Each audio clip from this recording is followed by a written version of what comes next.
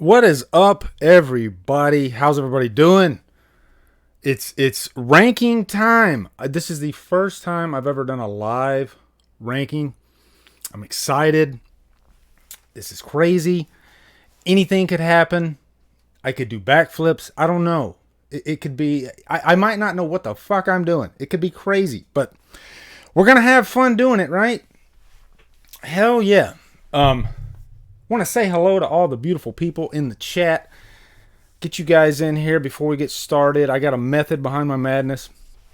Chris Hames, Daniel Chavez, Lacey, Renee, Kyle Benson, John Urbano, Mizzy E, Shake and Bake, Chris Holmes, Daniel, I said Daniel Chavez. Holly Klein, what's up? My wrench in there. Chris Snyder, how you doing, brother? Wade Fox, there's another familiar face. He just saw Halloween 6, the producer's cut today. What did you think? I'm really curious. What did you think of the producer's cut? And have you seen the theatrical cut? I'm curious. Cinema Fanatic, Tom Ungren. A lot of familiar faces in here. I hope you guys are doing great. And you know what? With all that's going on in the freaking world today, it's getting insane out there, guys. And I think it's time to just relax and just have a good time, you know? So how this thing's going to work is I spent like 2 hours last night getting all my like pictures and whatnot in order, because when I'm doing a top 10, I still want to have like pictorial representation. You know, if I'm saying my number 5, I want you guys to be able to see a visual representation of what number 5 is. You'll see what I'm talking about when we get there, because I'm really horrible at explaining myself. So, does anyone really know what the fuck they're doing, Lee? No, they don't, Scotty boy. No, they don't. I got my water, though. I got my water. Wade Fox says the theatrical cut is one of my favorites. The producer's cut was interesting. Laugh out loud. Join us. You have talent. That's all I got to say about the producer's cut. It's silly. It's raining. I can literally hear it raining outside right now. Last night I did a patron live hangout, and we watched Weird Science together, and that was a lot of fun. And I asked those people what kind of snacks they got. And just because I love food so much... So, what kind of snacks do you guys have? I don't have any snacks. I just have water. But I'll probably stepping out to get a Monster here in the middle of this. And I don't know how long this ranking could last. Okay? And if you're a fan of my rankings, don't expect what you normally see. Whereas everything's tight and edited and everything's kind of just like boom, boom, boom, boom, boom. You're in and out of there in 10, 15 minutes. We got 2 hours here, people, okay? I'm not saying it's going to take 2 hours to count down these movies. But what I am saying is it's not going to take 15 minutes, all right? So once we get done with that, though, we're still going 2 hours. We'll do AMA. I'll probably talk about Superman. Who knows? All kinds of crazy stuff could happen. But... I also want to give a couple shout outs for Killer Flicks. I was just scrolling through Killer Flicks, and one really, really cool thing and a couple of really fun things. John Urbano, Monster, always Monster. Although I don't discriminate, I do like Red Bull. Red Bull is delicious. And before I show you my Killer Flicks pictures that I found, the way this is going to work, the top 10, okay? I'm going to take every movie from the franchise, all 11 movies, and I'm going to pick a scene from all 11 of those movies. So the top 11 is going to be from every movie in the franchise. But it's not going to be in order. I ranked it from worst to best, okay? So, like, for instance, if the scene from Halloween 5... is like in the 7th position, then that's when you're going to see it. You're not going to see 5 after 4, after 3, after 2, blah, blah, blah. You know, it's not going to be sequential. Is that the right word? Sequential? I don't know. I try to think, but nothing happens. What else? There's another rule that I had on tap for this. Also, I'm going to give you some honorable mentions. And this is not a ranking of my favorite movies in the franchise. Not at all whatsoever, okay? There might be a scene from Halloween Resurrection that I think is so badass that it belongs in third place. That's what kind of ranking this is going to be. This is going to be a ranking of scenes that I have selected.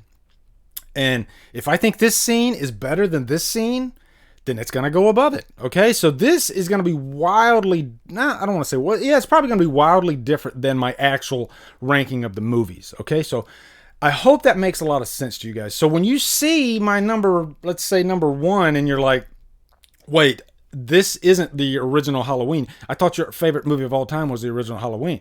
It is, but that doesn't mean my favorite scene in the franchise is from the first Halloween. Okay?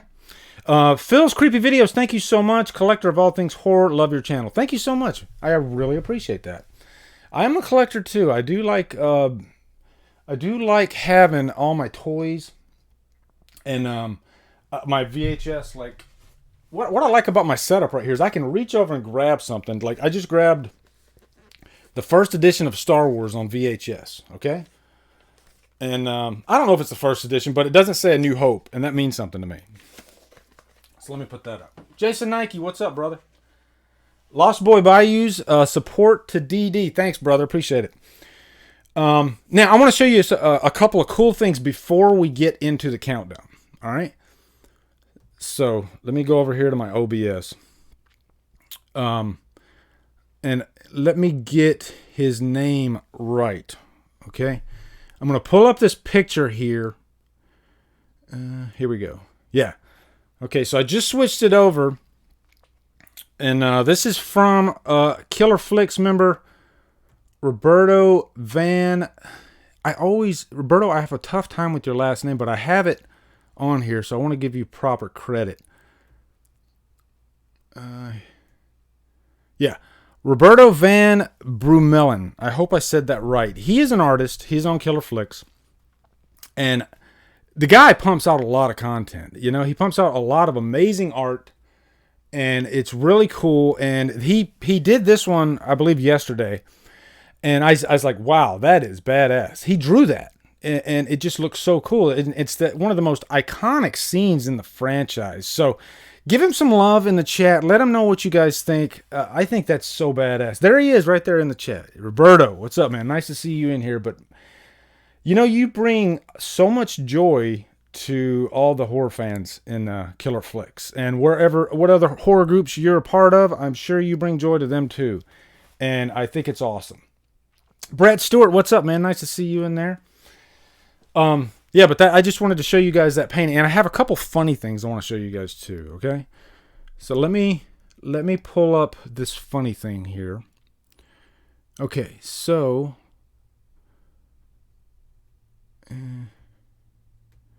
I thought this was really funny, okay? Khalil Wright posted this. And it's Rachel from Halloween 4. And I never thought about this, but in the beginning of the movie, she tells her mom, do you want an oinker for a daughter? And then it wasn't like 10 minutes later, double scoops, bitch. Isn't that great? I got a kick out of that. I might be the only one laughing. I'm hoping a couple of you are chuckling on the other side over there. That was funny as hell. I mean, she's just talking about losing weight, and then she wants to go get ice cream. Double scoops. What the fuck? Okay. All right, let's go to the next one. Okay, I got another one. This is Lee Debo Duckers. This one's gonna hit home for some of you guys. Okay, some of you guys might get triggered by this one. All right, but I'm prepared for that. You know, fans enjoying Halloween 2018 in the theater, and then other Halloween fans on the balcony giving them the stink eye. That happened. That's a true story. Some people didn't want others to enjoy Halloween 2018. So, but that's not just Halloween 2018. That's freaking, you pick your poison, pick your franchise. There's always movies that get people passionate, you know? But isn't that great? I like it. Okay. Next one. I got two. Yeah, I got one more after this, and then we're going to start jumping into the countdown. All right. All right. This is Raekwon Phillips. This is a perfect representation of killer flicks. Okay? I don't like Halloween. You're blocked. That I guarantee you that's happened in killer flicks. There are some mad Halloween fans in killer flicks. I'm not one of them. I'm completely innocent, okay? But they're out there. There are some people that take their love for Halloween way too far. I'm not one of those guys though, right? I might be one of those guys. Let's put it this way. My wife has not told me that she doesn't like Halloween yet, okay?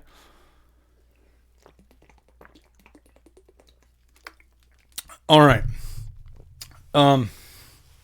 Before we get into this, how are you guys doing today, okay?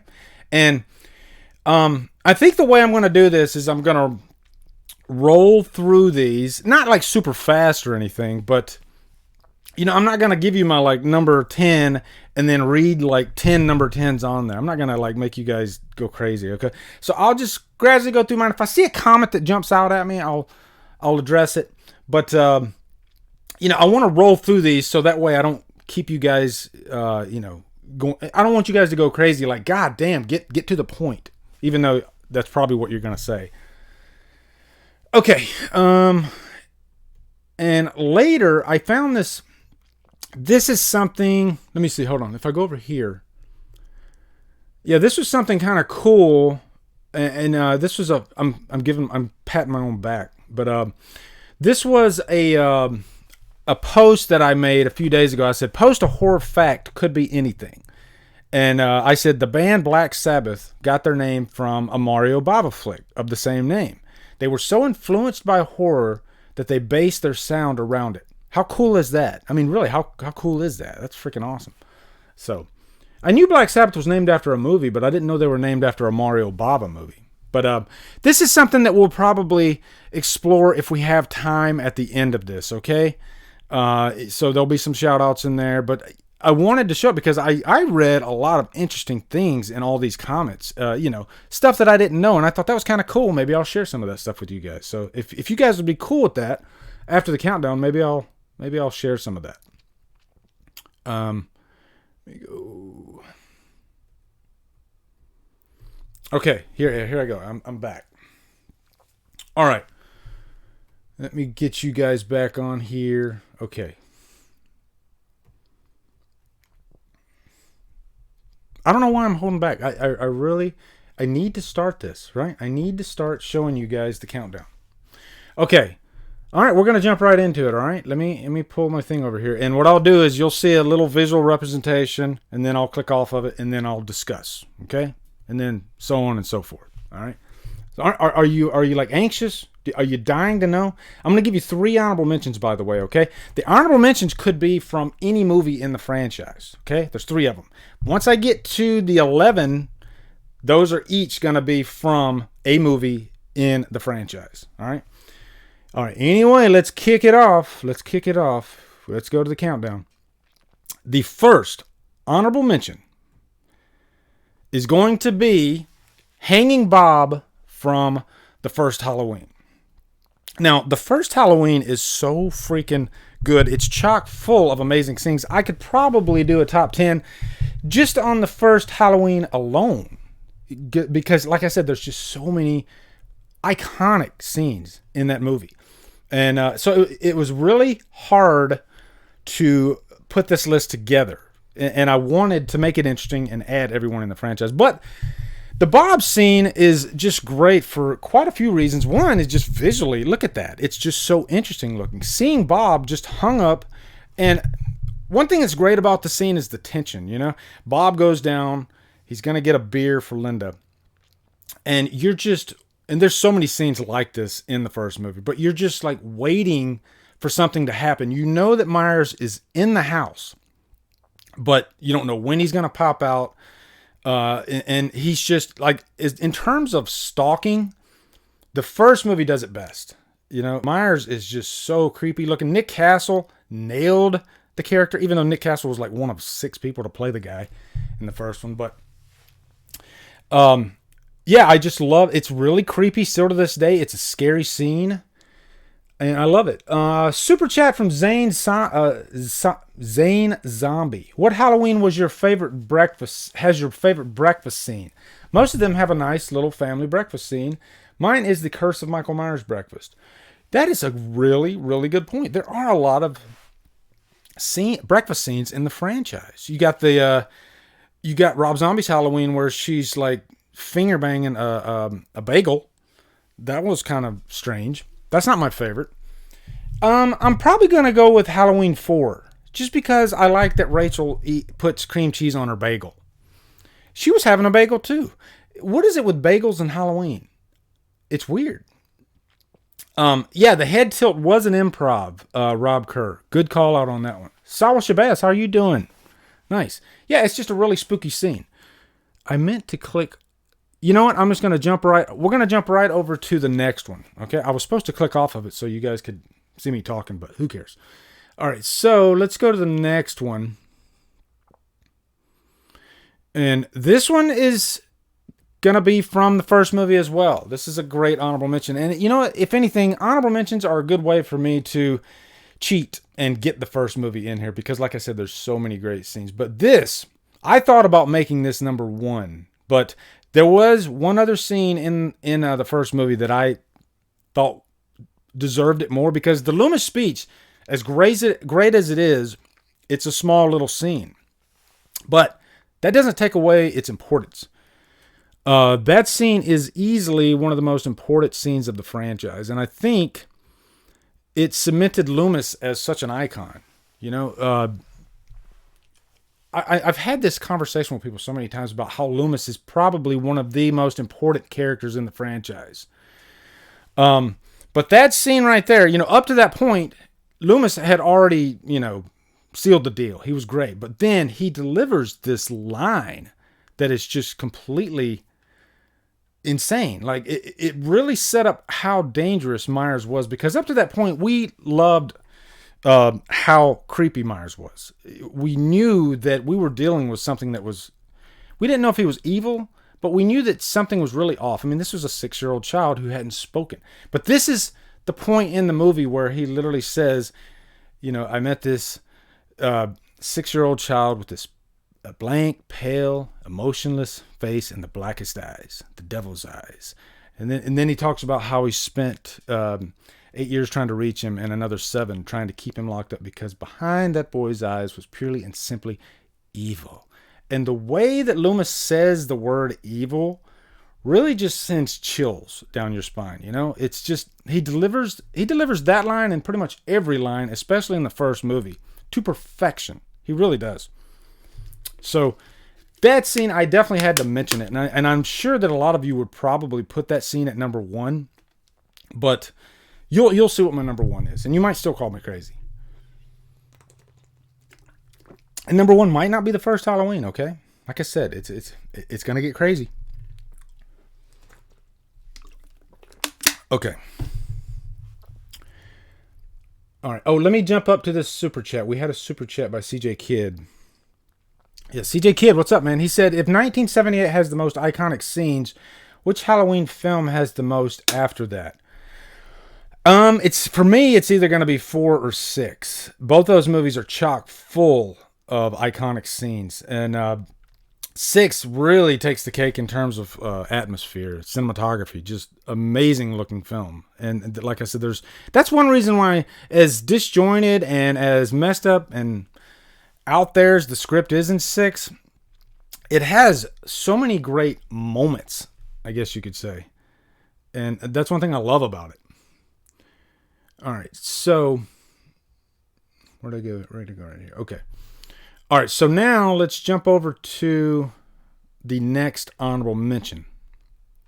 And I don't think you guys are going to be too surprised by this one. Wade Fox is going to make a prediction. I'm going to call it right now. Number 1 is going to be the Halloween 4 ending or the Halloween 2018 bathroom scene. Aren't you wondering? Okay. All right, so back to the countdown. Here we go. Take that off. Next honorable mention before we jump into the top 11. Opening of Halloween 4. This might be one of the most mentioned scenes that I see fans constantly cheering about.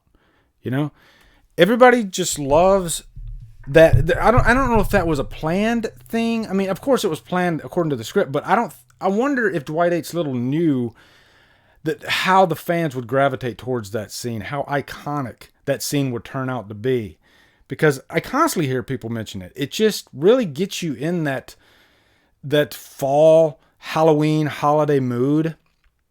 But also, for some reason, there's this real sense of dread in the scene. And it's mostly done to the music, I think. But there's not a line spoken. There's not a character that we see. All we see is just, camera on a field. A little bit of mood there. And pretty much the visual of the field. There's not even that many, I guess, like Halloween-esque things like pumpkins and all that stuff. There's just a little bit of it here and there. There's a lot of wide open space in that scene. And maybe that's why it's so effective, because there's a lot of times when you think of Halloween scenes for just a holiday, you usually see this picture just riddled with pumpkins and orange, like just burnt through your retinas.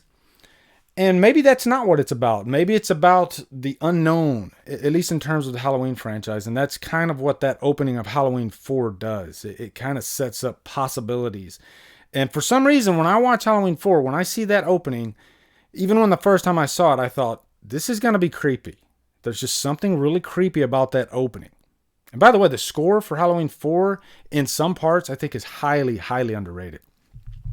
So, all right, guys. You excited? Here we go. We're jumping into the top 11. Top 11. We're ranking 11 scenes from 11 movies. All right? Here we go. Let me take a drink of water. Let me get ready. Okay. All right. CJ Kidd, you beat me to it. Here we go. Halloween 6, Lab Murder Spree may be on this list. I don't know. It could be, but keep in mind, this is not a top kills list, okay? There could be some kills. I mean, obviously there are. The first one was the Bob kill. So I definitely kept that in mind. You're going to see some kills maybe here and there. You might see a lot of kills in this list, but there are definitely some scenes that aren't kills, okay? Okay. All right, so jumping in to the top 11. All right. Number 11. Halloween Resurrection. It did make number 11. You thought that it was going to be higher because of the unpredictability of this list, but you were right. It is number 11. Just because when I was putting together this list, when I got to Resurrection, I couldn't think of a single scene that I loved. And it kind of dawned on me, like, maybe that's why I don't like Resurrection so much. There's scenes that I hate in Resurrection. There's a couple of decent kill scenes, but I mean, as far as like just a good, scene fleshed out with, interesting visuals, maybe a character that really grabs your eye, there's no Where You Going, College Boy, Amazing Grace, and there's none of that, okay? I'm not saying that's on this list either. I don't know what I'm saying. But the clown guy, he's probably the best thing about Resurrection for me. I liked that they introduced this new element. I guess it's kind of it's a new element that adds nothing to the franchise, but it's interesting. It's interesting because every time we're at Smith's Grove Sanitarium, we never really explore any of the other patients. It's always Myers. So if Resurrection did anything right, it said, hey, let's take one of the characters and maybe explore him a little bit. And it's this guy that's dressed like a clown that's kind of obsessed with Myers, but he's obsessed with serial killers in general. And I do like, that line of dialogue where he's talking about, all these different serial killers like John Wayne Gacy and, I don't know if he mentions Ted Bundy, but he mentions a few serial killers. And then when he talks about Myers, that was a pretty cool scene, actually. It really built up the legend of Myers. The sad thing is it built up the legend of Myers, but then the movie falls flat on its face right after. It didn't maintain that momentum that guy created. So got to give that actor major props too for at least trying to build something, you know? But yeah. All right. So that's number 11. Okay. We're going to jump right into number 10 now. So I can't even remember what number 10 is, but I got them all lined up in here for you. I did my homework last night. I got everything set up for you guys. So anyway, okay. So we're going back. Number 10 is going to be Rob Zombie's Halloween. I am not a big fan of Rob Zombie's Halloween. It's probably my least favorite, next only to Resurrection. I like what Rob Zombie was trying to do with the movie. I think he is a passionate fan. Obviously, he's a passionate fan of horror, but you know, what's in Rob Zombie's brain is probably brilliant, but for some reason it just doesn't translate to, at least in this movie, because you guys know I'm a huge fan of his second movie. He got it right in the second movie, but in this movie, there are some really interesting scenes, but I think it's just the pacing's off on it. I don't like the first half as much, and the second half feels like a second-rate copy of the first movie. But the scene that I do dig in that movie is when Myers finds his mask. I mean, Tyler Mane, I have nothing against Tyler Mane. He's probably the best part. He is creepy as fuck. Okay? So if Rob Zombie's Halloween does anything right, it's that.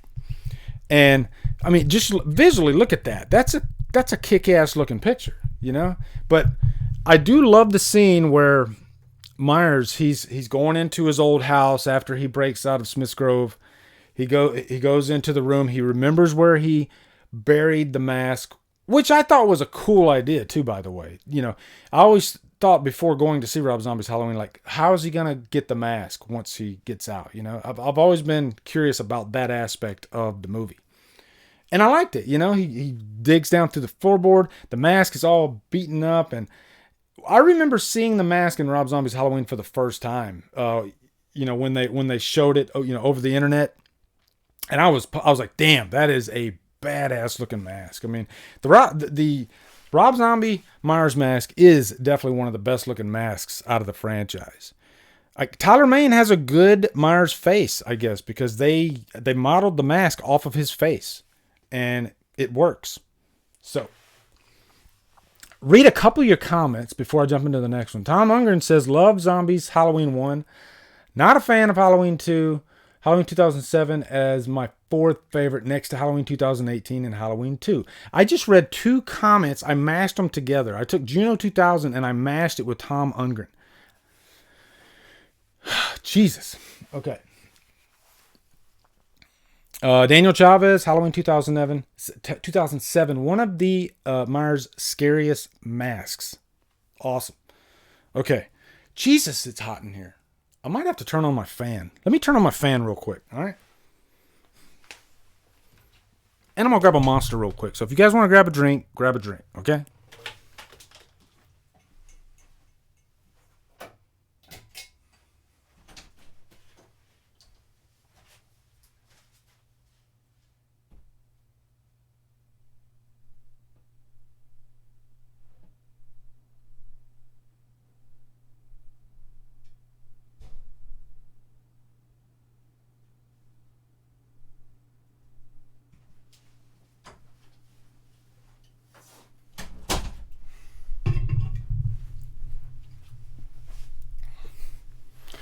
Okay, I'm back. So how am I doing so far? You guys digging this idea? I don't know. Would you like to see more of these countdowns? Or am I failing miserably? Okay. By the way, this is what I'm looking at. Okay. My Halloween 6 mask. It's literally right here on the stool, and it's just staring at me the whole time, creeping me the fuck out. Okay. But and he's getting all in my face, and he's saying, you know what? You need to make sure you kick ass on this countdown. All right? Look at that. Look at that freaking mask. How creepy is that? Hell yeah. Okay. Put him back down here. Opening up my Monster. Okay.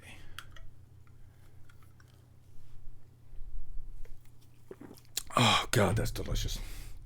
I always tell myself I'm going to try to get through a stream without having a monster. And I pretty much fail just about every time. So Erica Bro, she says more countdown. Okay, that's good. What was I thinking of? More countdown. I was thinking of Milk is a Bad Choice from Anchorman for some reason. Why did that just pop in my head? Damn it, Erica. Jesus. I was thinking of Bill Hicks. More Snickers, more Coke. If you're a Bill Hicks fan, that's an Easter egg for you, okay? You'll know what I'm talking about. More Snickers, more Coke, okay? Look it up. All right. Let's move on, okay? Let's go back. Countdown. All right. So, next on the countdown is this number. This is going to be number 9. Okay, number 9. Let's turn that off. Number 9 is going to be Halloween 5. Halloween 5 has a damn good third act, actually, okay? The scene that I chose for Halloween 5 is the laundry chute scene, which is really badass. And it's, if you really, think about it, it's a long sequence. I mean, starting, let's see, when did this whole thing start? Let me go back over here. Hold on. So, the whole thing starts when Jamie is at the Halloween party.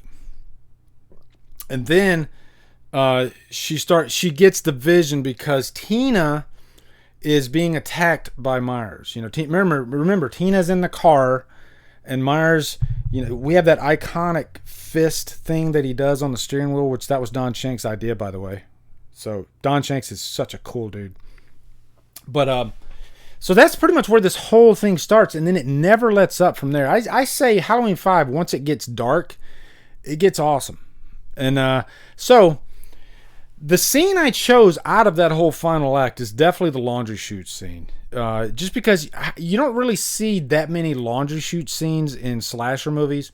And 2, I think it's a very effective scene, actually. I mean, you can tell that, it's real. You can tell that Danielle Harris is actually in a piece of ductwork. And she's having to go up and then go down. You can see the cameras inside the ductwork, and you see Myers' hand, but she's pretty much in up shit creek without a paddle. When you're stuck in a duct like that, and you got Myers, he's going up and he's going down, but you're pretty much dead. And I remember when I saw that one in the theater, I was just thinking, how in the hell is she going to get out of this? But she crawled all the way back up, and Danielle Harris literally cut her leg on the ductwork too when she was crawling up. And so I believe, what it was I think they actually filmed a scene where she cut her leg, but they cut it out. But then you can see when she crawls out that there's blood on her leg. But Danielle Harris has stated that she will never, ever do a scene like that again. She said it was extremely dangerous. I mean, she said there was a lot of dangerous things about Halloween 5. When she's running from the car and, he can't see her in front of him, because the lights are blaring on her. She looks like she weighs 10 pounds. And she said he almost ran her over. But he's literally stabbing a real knife into that laundry chute as well. So, I mean, it's just a really well done scene. And if we're still on Halloween 5, another scene I really like that others probably don't like is, that whole chase is going on. There's a point where she gets up into, I think she's in the attic, and she gives up. She's just like, you know what? I can't beat him. I'm pretty much cornered. I'm dead. And so she just gives up and she crawls in this casket. And I remember seeing that scene for the first time, and I was just like, wow, this is pretty powerful stuff. I mean, Myers takes his mask off, and I will say, even though this was marketed as, he finally takes his mask off, you're going to see Myers' face, which if you have the Blu-ray, you can see his face. But on VHS, no, you didn't see shit. But, he takes the mask off, and she looks like him. She looks like her uncle. So I guess casting-wise, Don Shanks was perfect casting because they both have, Indian features. And And he starts crying. Like, Myers starts crying. So you can tell that there's like 1% of a soul in Myers. There's just a little bit of him in there that is kind of, I don't want to say good, but it's like something's fighting. There's this inner struggle in Myers that happens, but it only can happen when, I guess, it's when he's faced with something that's so intense, so emotionally intense, and it's usually when it usually involves a family member. So Jonathan Nichols says, "No Lee." What are you saying no Lee for? We're like way at we're still at the top half of the countdown, okay? We're getting to it. Yeah, the casket scene would give me nightmares too, Philly. Can you imagine that? You're laying in a casket and you look up, and what do you see? Michael Myers? Ooh, I couldn't take that. That'd be tough. Lacey Renee says, I like the chase scene in Halloween 5 where she sees Michael out the window at the children's hospital and gets chased into the basement, but it's the janitor. I get what you're driving at with that scene. When I saw the movie, I knew, I was like, that's not going to be Myers. There's no way. And I hated the music that they used in that scene. Out of all the scores, I think Halloween 5 has like one of the laziest scores. I don't know if it's lazy, or it's just not that interesting. I think out of all, like Resurrection, if it does anything right, it actually has a pretty effective score. But I can't think of too many cues except for when Myers is coming out of the shaft after it blew up, and they kick in the Halloween theme. That's probably my favorite score moment out of Halloween 5. Oh, I just burped. Holy crap. Jesus fucking Christ. That's what happens when you drink Monster.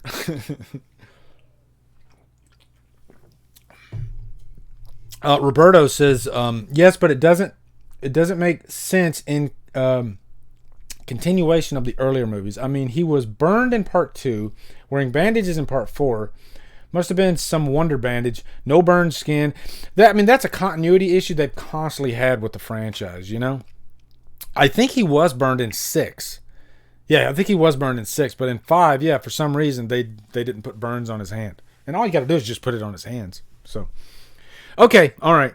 I've stalled enough. We're going to go to the next one, okay? I know you guys are getting anxious. All right, here we go.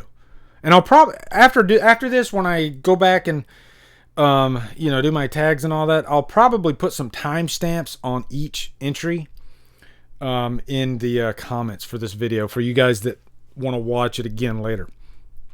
Okay, let me go down here. Okay, so next one is going to be number 8, Halloween 3, Season of the Witch. Dead Jester Cinema, DJ, what's up, brother? Halloween 5 is a mess, but it has great atmosphere. I agree. It has amazing atmosphere, actually. I'm starting to I don't know. I've had this love affair with Halloween 5 lately, and I feel guilty. Like I feel like me and Halloween 5 should not be having this love affair, but it's for some reason it just happens, and I know it's wrong, but maybe that's just the franchise. Like every now and then I'll just have like love affairs with different movies in the franchise, no matter how bad they are. Hasn't happened with Resurrection yet, though. Thank God. But it has happened with this movie, Halloween 3. When I first saw Halloween 3, I hated it. The reason being is because I was watching this movie, and about 45 minutes in, it dawned on me, there's no Michael Myers in here whatsoever. And I am very angry right now. I'm going to turn this off. And I did make it up until, I think, Stacey Nelkin and Tom Atkins are in the car. And then she, rips her arm off, or he rips her arm off and beats her with it. And I couldn't take it anymore. And so I turned it off. But that was when I first saw it. Since then, it's an annual watch. I love the hell out of Halloween 3. But if there's one scene in Halloween 3 that makes this list, it's the little Buddy Cupper scene. And it's tough, too, because there's a lot of great scenes in that movie. I was even thinking about putting...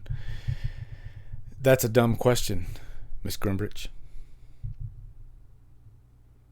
I should have put that on here, but I didn't. Anyway, the little Buddy Cuffer scene is so freaking crazy. Just the build of that scene. This is pretty late in the movie too, and the Cupfer family, they're gonna be kind of like test subjects. And they think that they think they're lucky. They think they won this great prize.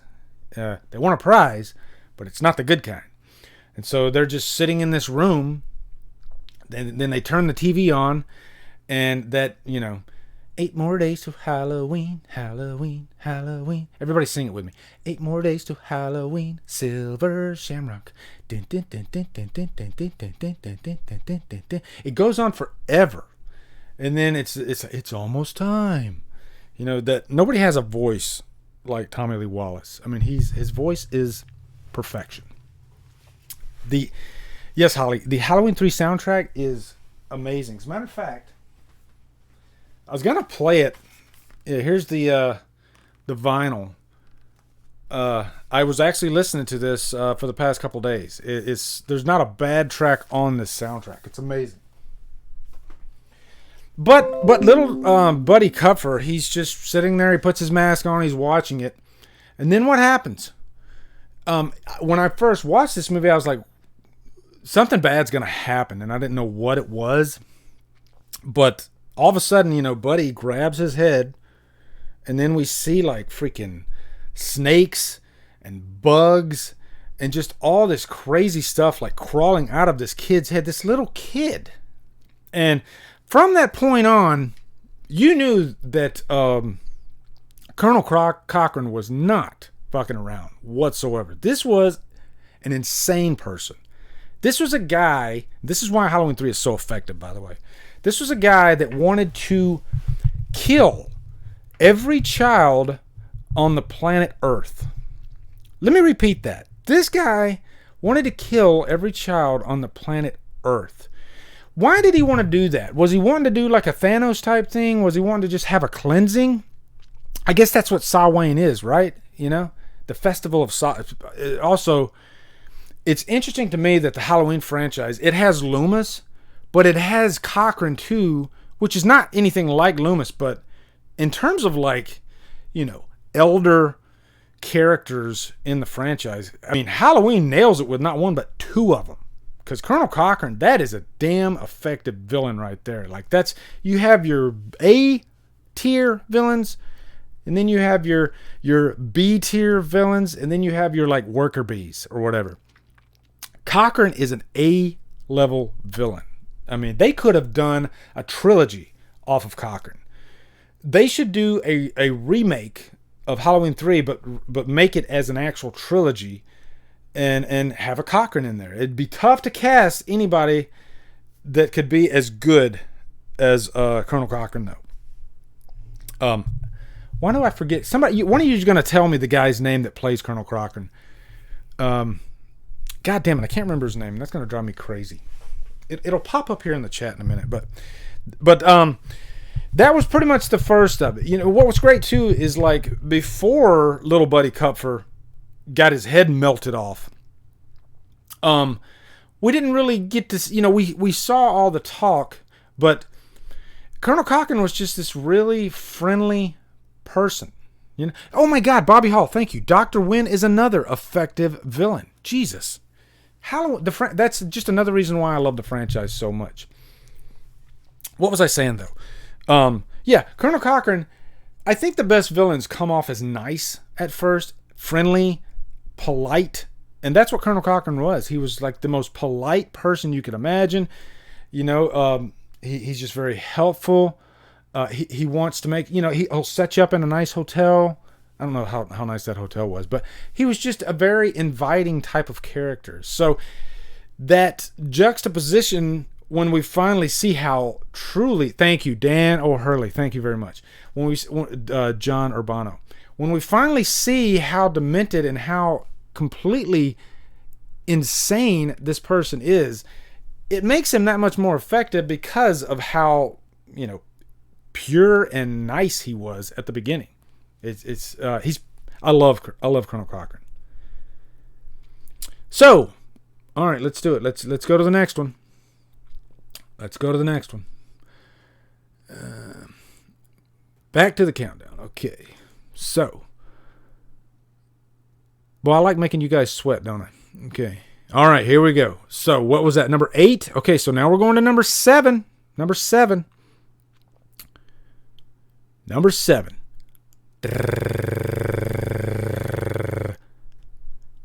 Halloween 2. Rob Zombie's Halloween 2. And I think that's a good spot for it. On my actual ranking, Rob Zombie's Halloween 2 is probably a little bit higher.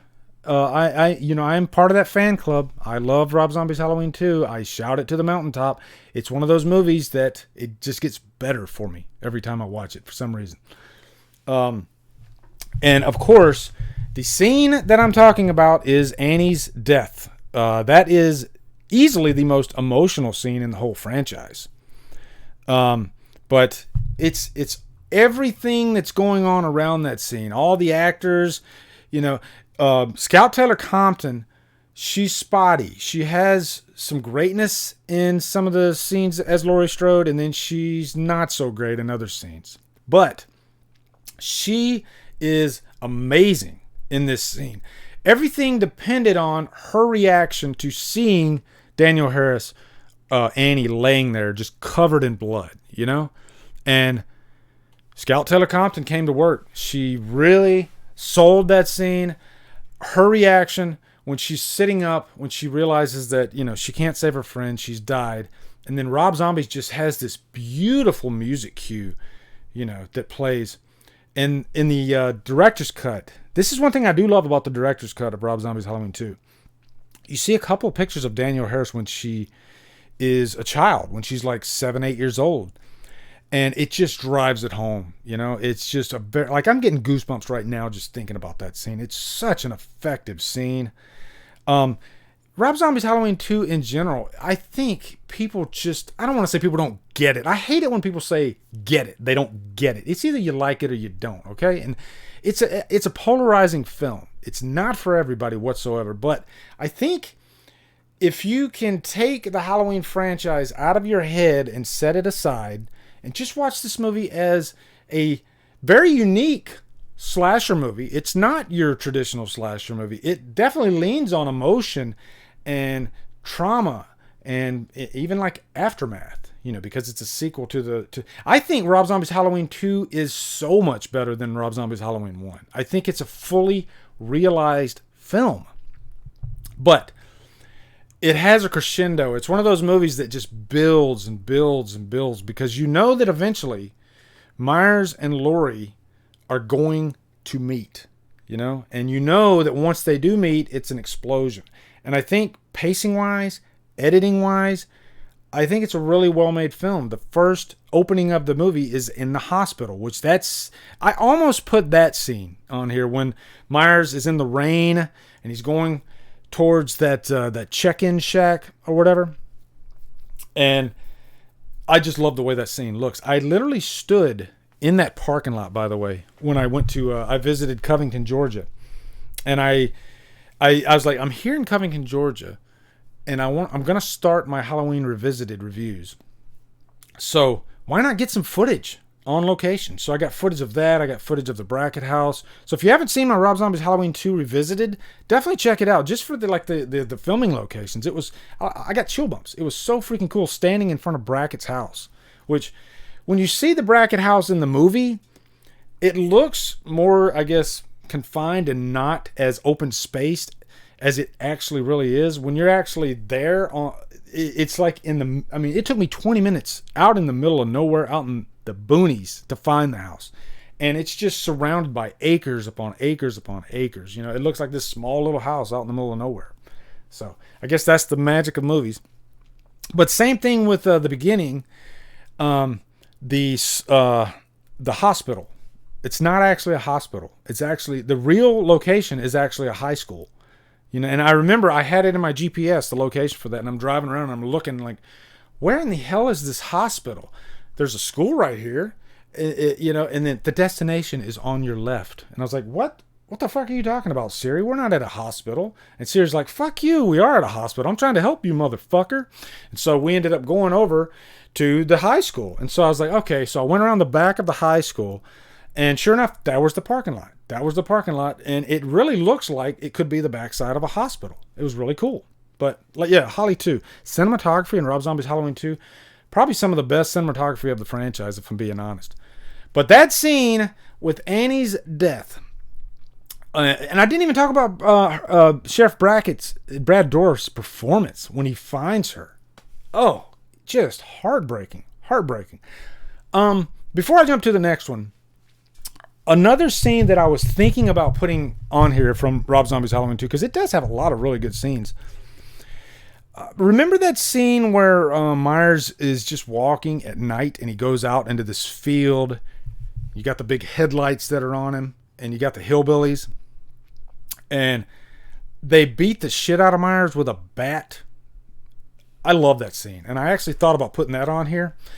And then Myers gets up, and you almost think that Myers is not going to kill the girl because she's the one saying, leave him alone. And I think that scene was so important because it showed that Myers, this is not a good person at all. He I don't know if you want to use the word evil in the Rob Zombie movies, but he's not a good person at all. He's not here to help you. He will kill anybody that's in his way, and that's what he does. He kills the person that says don't hurt him. So I think that's another reason why that scene's so effective. But also I love the way it's directed too, because there's like these moments of silence in it until Myers punches through the truck window, and then the music turns on. You hear this explosion. So very well directed scene by Zombie, actually. If I can give him credit, I definitely will for that.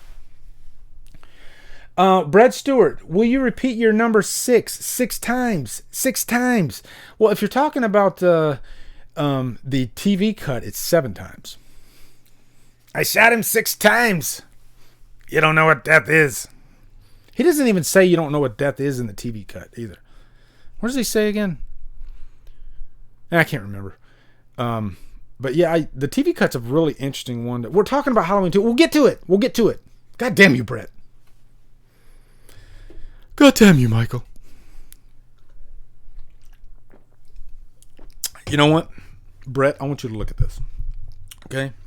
You messed me up, so because of you, the audience is going to have to look at this for the next 11 minutes.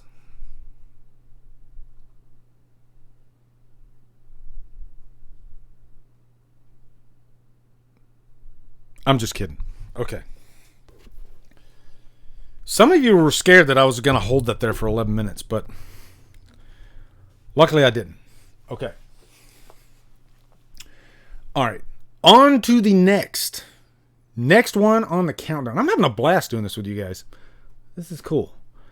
And you know what? It's nice because I don't have to edit nearly as much. I'm not saying all my top 10s. No, I already have top 10s recorded for you guys.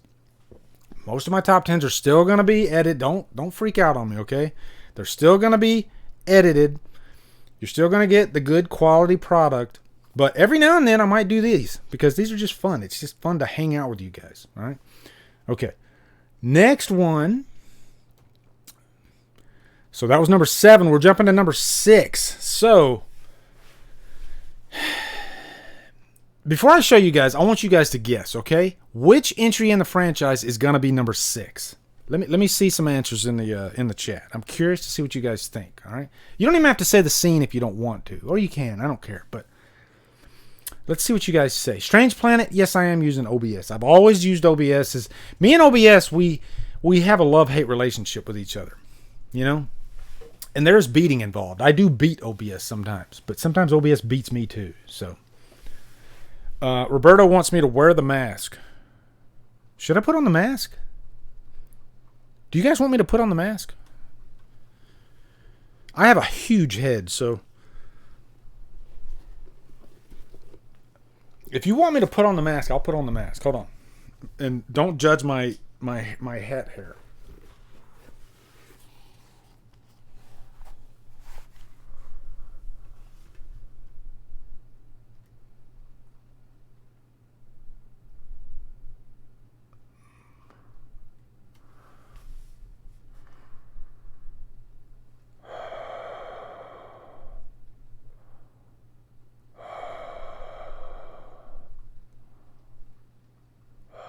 You know what? Let me make it creepier. Okay, hold on just a sec.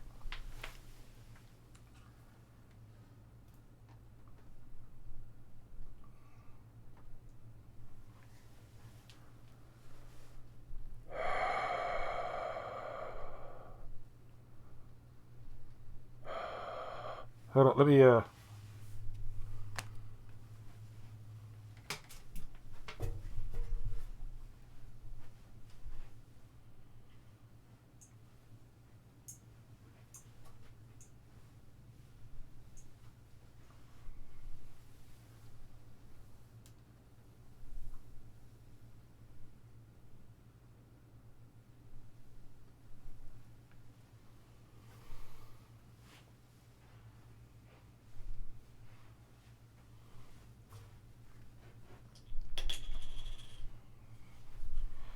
there's no way, no fucking way I'm doing the whole thing like this. Just so you know.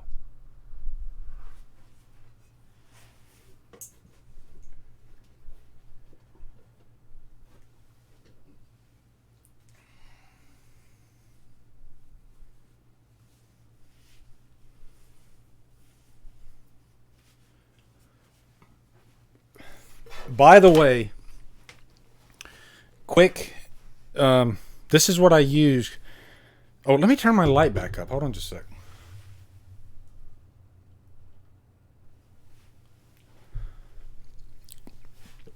By the way, besides Dave Vanderhoff's awesome Halloween 5 mask holder, this is what I use. I use a candle, nice little candle, and a cup. Makes a good mask holder if you don't have some PVC, like Dave Vanderhoff, you know? Okay. So I'm going to put this back on here. Hold on, I was just thinking of this. Hold on. What if I'm Aaron? That's thumbnail material right there, right? God, this mask is so badass looking. Say something! Okay. Alright. I've screwed around long enough.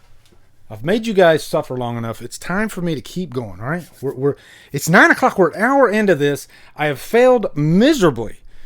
But luckily, I'm with you crazy cats, and you're crazier than I am. So, anything could happen. Alright? Okay. Lacey says, loved when you popped up from the bottom of the screen, so Myers-like. I've been told I would be a good Myers. And I'm not tooting my own horn. I swear to God I'm not. I've literally been told you would be a good Myers. So, maybe it's my height, though. Because I'm 6'1". And Myers, if you got a tall Myers, then it kind of works. I don't know. I should have did the head tilt. Damn it. Pat, where were you when I needed you? Okay. Moving forward.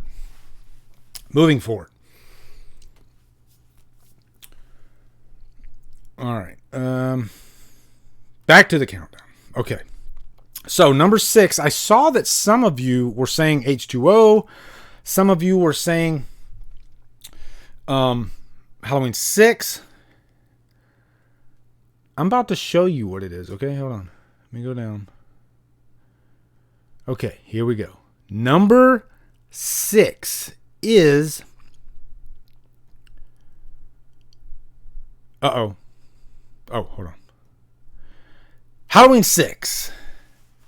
Oh my God. This... You could select any scene from the final act of Halloween 6. And, you know, the behind-the-scenes story on that is so interesting because they were not given permission to reshoot the entire last, 15 minutes of the movie. They were not given permission. And it was, you know, they'd already put the movie in the can. It was already done. And before I click over, just this scene right here. I mean, at this point, you see Kara's face Which there was like a debate going on Killer Flicks. There was one of the members said he hated her scream. I think she just has a unique scream. I definitely like I never thought about her scream in a negative light until he mentioned that. And I still don't think about it in a negative light. I actually like her scream. It's just different, and it's really like it's quick. It's not like a Scout Taylor Compton where she screams for 10 minutes. It's just a real quick scream, and then, you know, she moves on, you know, but it's definitely effective. It's intense. Do you guys like Kara's scream? Like I said, it's a very unique scream, but I like it. I actually like it. You know, plus there's some variety there, you know. It's not the same exact scream over and over and over, beating you over the head. You know, I like that variety. She gets the scream out quick, and then she keeps moving on, because there's a lot of running in that last final act, and you know, they are hauling ass. Loved Paul Rudd as Tommy Doyle. You know, there's a lot of great stuff in the theatrical cut final act of Halloween 6. But I think that was probably my favorite, that scene where this was right after the lab massacre. I did not put the lab massacre on here, and I think that's the obvious choice. But I thought, you know what? I'm not going to pick the lab massacre. I'm going to pick, like, after the lab massacre, these characters, they look in that window and they see Myers just cleaning house, going to town. By the way, when I first saw that scene, I had never seen a Myers like this in my entire life. This was insane. I was freaking mortified. Like, wow, they are not fucking around whatsoever. And so from that moment, they know that this is a very, very dangerous guy, okay? They take off. And Myers is not, I mean, he's walking, but he's walking really fast. So fast that you think he's gonna catch him. And once they get to the bars, they get past the bars, Myers takes the orderly, slams his head up against the bars, and literally uses his head to, you know, he breaks the hinges off the bars. This is how strong Myers is in Halloween 6. And maybe that's one reason why I love Halloween 6 so much, is because there's no mystery to it whatsoever in terms of if Myers has supernatural strength. You know it. He is not to be fucked around with whatsoever. And I think that's what they wanted to drive home with the theatrical cut. When they went back, and they, like I said, they did not have permission. They went in a weekend and shot all this stuff. And I think the intention was, let's ramp up the intensity. Let's, you know, take advantage of Myers, his creepiness, his strength, and let's just go for broke. And so then he gets to that lab where you have all these like fetuses and whatnot. And Myers literally punches a hole through the door, reaches around the door, and rips the handle with the door right off, and then it drops it. You know, that's how badass Myers was in part 6. And then you get the pipe beat down, all that stuff. It's a really effective scene. It could even go higher up the list if I wanted it to. It's just that good of a scene. Some people prefer the producer's cut, but I just can't get the intensity out of the producer's cut final act that I do from the theatrical. I don't think it's even close. Gary, I'm done with the mask. I'm not putting it on anymore, good sir. I had my fun, but now I got to put back on my professional cap, okay? The one that looks like Jack Skellington. So that's about as professional as I get, though, right? Okay. All right, guys. What's going to be next? Let me know. Let me know down in the chat. What do you think is going to be next? Okay, we've covered a lot of ground here. Okay, we're on to number 5. We got 5 more to go. You tell me what's next. Curious to see what you guys think. God, I'm having a blast with you guys. You guys make this easy. I'm having just such a good time. This is fun. This is really fun. Okay.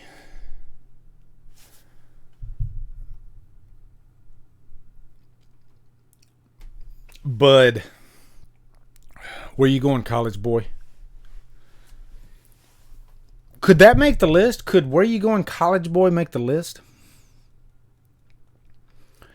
Tom Ungren says, I would probably run with Tyler Myers, Michael, before Halloween Part 6. It's definitely scary. Yeah. Okay, so a lot of people are saying H2O. Do I even know if it's H2O? It could be H2O. We'll see. Luckily, I have it all set up. Ashley Morrow, nice to see you in here. She is one of my, I think she's, her and Brett are like my newest patrons. So, Ashley popped into the stream last night when we were watching Weird Science. That was really cool. And by the way, if you are a patron and you don't know this, because I got like half of you in there right now, I did create a Facebook extension for my patrons, okay? If you're a patron, you can get access into the Facebook extension. And it's just a way for you guys to go in. You have free reign to post anything you want, create your own posts. Because I didn't think the patron page really gives that much in the way of freedom, to the members. It's pretty much I post something and then they react to it, and it honestly it gets kind of boring. So with the Facebook page, it just opens up the possibilities. It's pretty much like a Facebook group. It is a Facebook group. So. Anyway, here we go. All right, you guys have waited long enough. Next one on the list. All right, let me go down here. Are they right? Is it H2O? Let's see. Boom, H2O. Face to face. How could you not put this scene on here? I've stated my problems with H2O so many times. There are so many problems with the movie, but I cannot deny that it does have some amazing counter scenes in the movie. Amazing scenes that can counter the stuff that's not so great. To me, H2O, you can do a pros and cons list, and you can pretty much have an equal amount of entries on that pro and con list. That's why the movie it befuddles me sometimes. Sometimes I watch it and I'm having a blast, and then the next time I'm watching it, I'm yelling at the screen. But every time I watch it, this scene right here, when Laurie and Myers meet face to face, is badass. This is a really good scene, and it starts off great too. Laurie, she just got the kids out. Actually, this happens before this. Okay, all right. So this is pretty much the start of the scene. Actually, it's been a while since I've seen H2O, but yeah, this is the start of the scene. Myers has already done a lot of damage to John and his girlfriend and their friends. So this is the point where, Laurie has already found out that Myers is after her. She's already found out that he's alive. She starts freaking out, and her boyfriend's like, what the fuck? You're overreacting.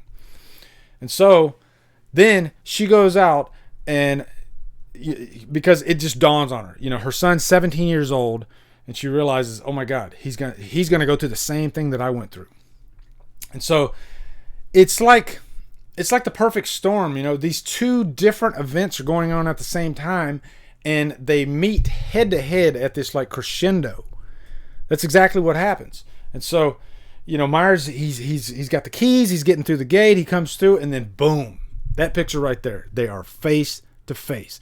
And seeing this in the theater, I remember the crowd was just as soon as they came up to that window and they were face to face, I heard this collective gasp, and the crowd was just holy shit.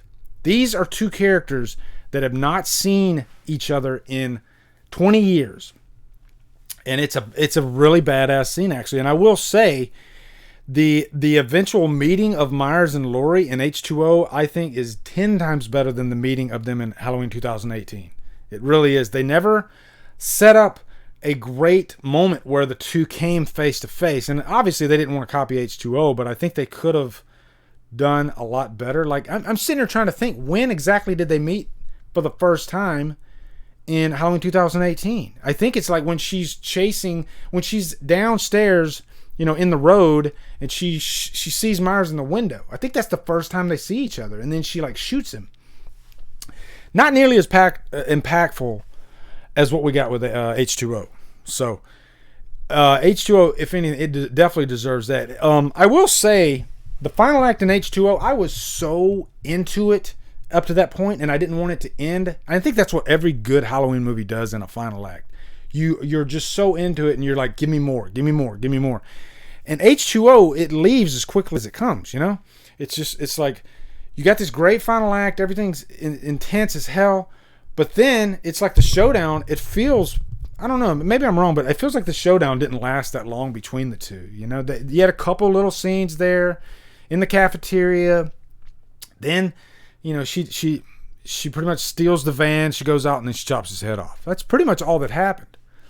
It's effective. When she chops his head off, that's a badass scene. I'm not going to lie.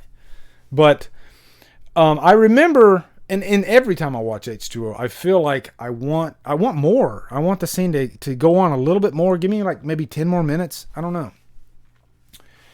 But yeah, so yeah, well-deserved H2O number 5. Okay? Okay, guys. Number 4. And I'm not going to make you guys try to guess, okay? But I mean, we're narrowing it down. We got 4 movies left. And we got some solid movies left here, okay? We got some really, really solid. Let's figure it out here, okay? What do we got left?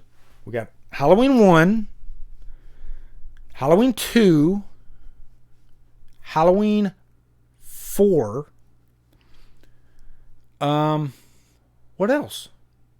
What else do we have? Let me see. Let me go over here. Hold on. I can't even think of what else we have. Okay, so that's 5. I don't know. I guess what? Oh, yeah. Halloween 2018. Okay, so we got 4 really solid entries in terms of really great scenes. Okay? I wish I wouldn't have told you that, because now you're probably going to be able to figure out number 1 pretty soon.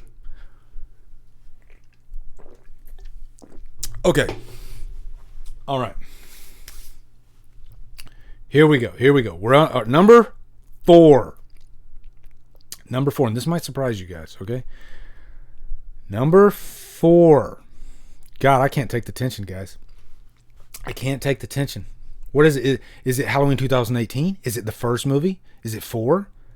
What is it? Is it H2? What is it? Boom. It's Halloween. The original Halloween. The stalking of Annie. And the reason I put this on here is because this, in terms of, you know, stalking, and really, this is probably one of the most frightening scenes in the movie.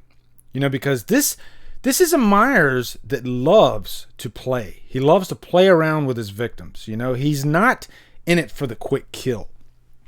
And so Carpenter, oh my God, Carpenter, you beautiful, beautiful fucking man.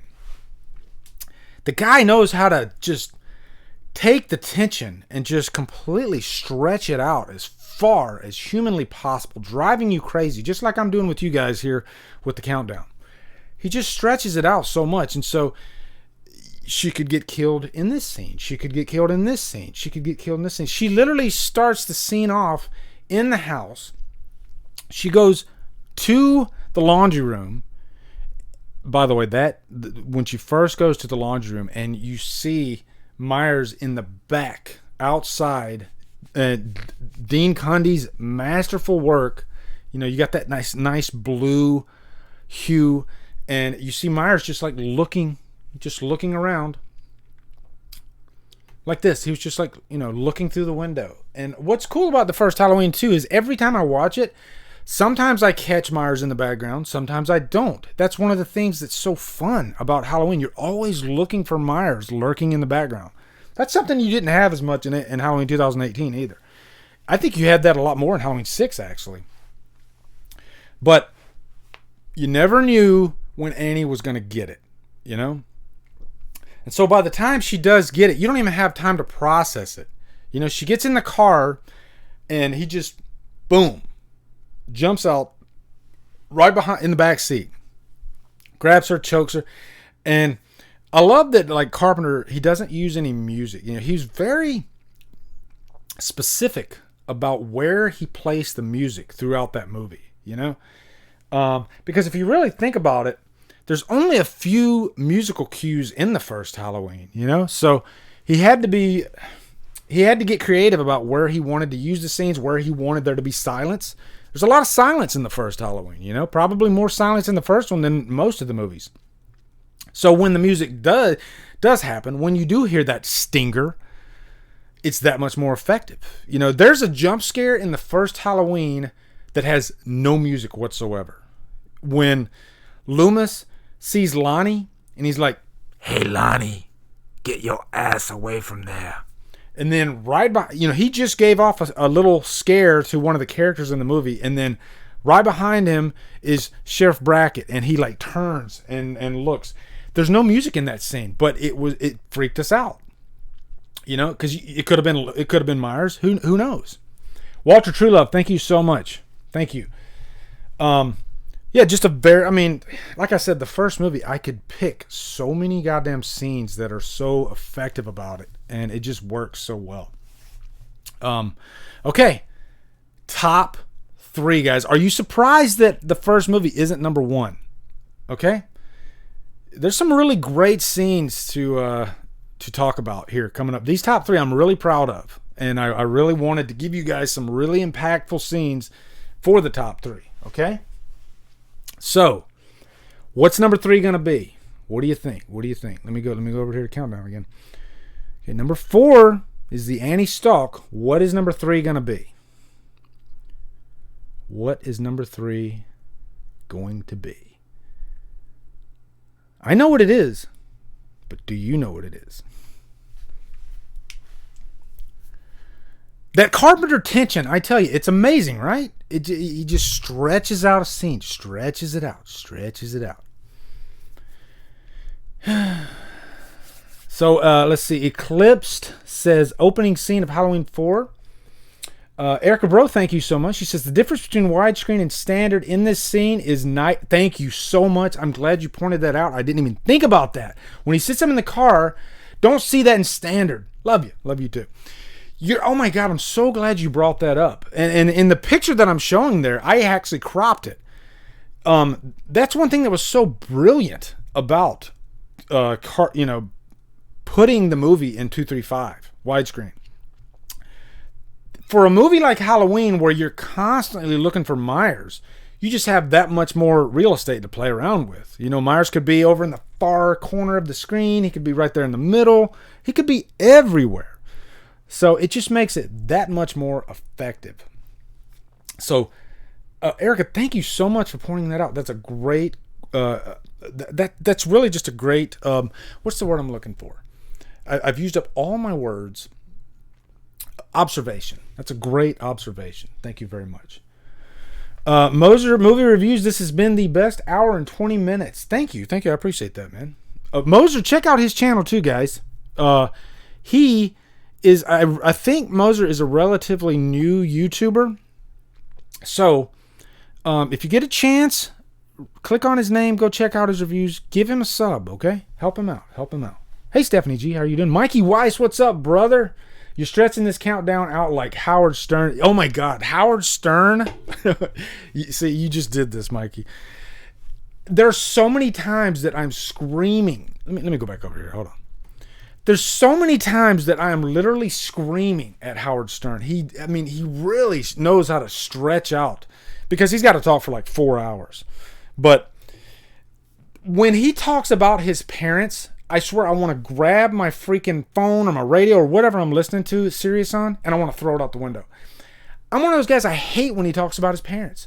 When he like, Howard, when he's like impersonating his mother, it just drives me insane. Oh my God, I want to kill him. I want to kill somebody. I want to be Michael Myers when he does that. Wade Fox. Lee, before getting to number 1, you should recap for the ones who joined us late. That is a brilliant idea, Wade. Thank you so much for that. Hey now. Holly knows what I'm talking about. We got a few Howard Stern fans in there, right? I always try to add a little bit of Howard Stern to every stream that I do, you know? 69! Ronnie the limo driver. That guy.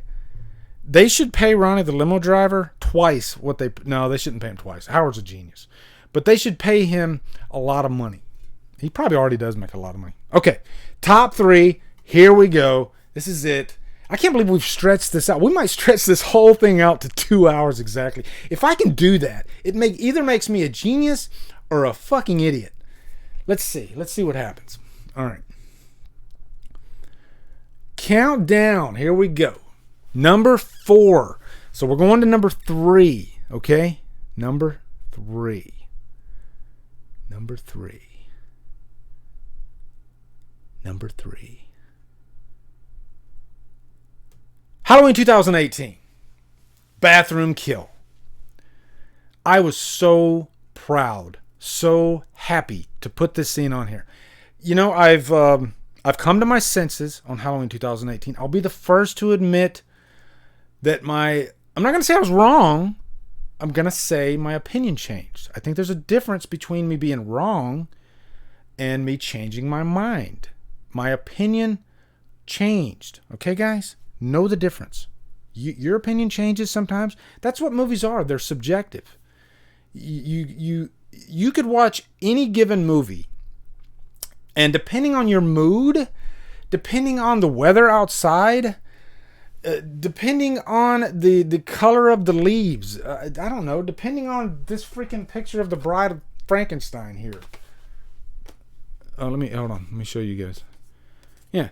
This picture of the Bride of depending on her, she could be the key to all of this. Okay, guys? This could be the key right here. Fuck. It all depends on what's in your brain. What's here, right? Okay. So, my mind settled. Halloween 2018, I do really enjoy the movie. It's a really good movie. We've heard me make this spiel a million times, okay? Some of you think I'm bullshitting. Some of you think, okay, I see what he's saying. I'm not going to change your minds at this point. But what I will say is, and what I've always maintained, is that the bathroom scene in Halloween 2018 is probably one of the best scenes out of the whole franchise. Easily one of the best kills out of the whole franchise. Probably the most unique kill out of the franchise in terms of emotion. The performance, the actress that plays Dana. I want to get her name. Let me look up her name real quick. I want to give her credit.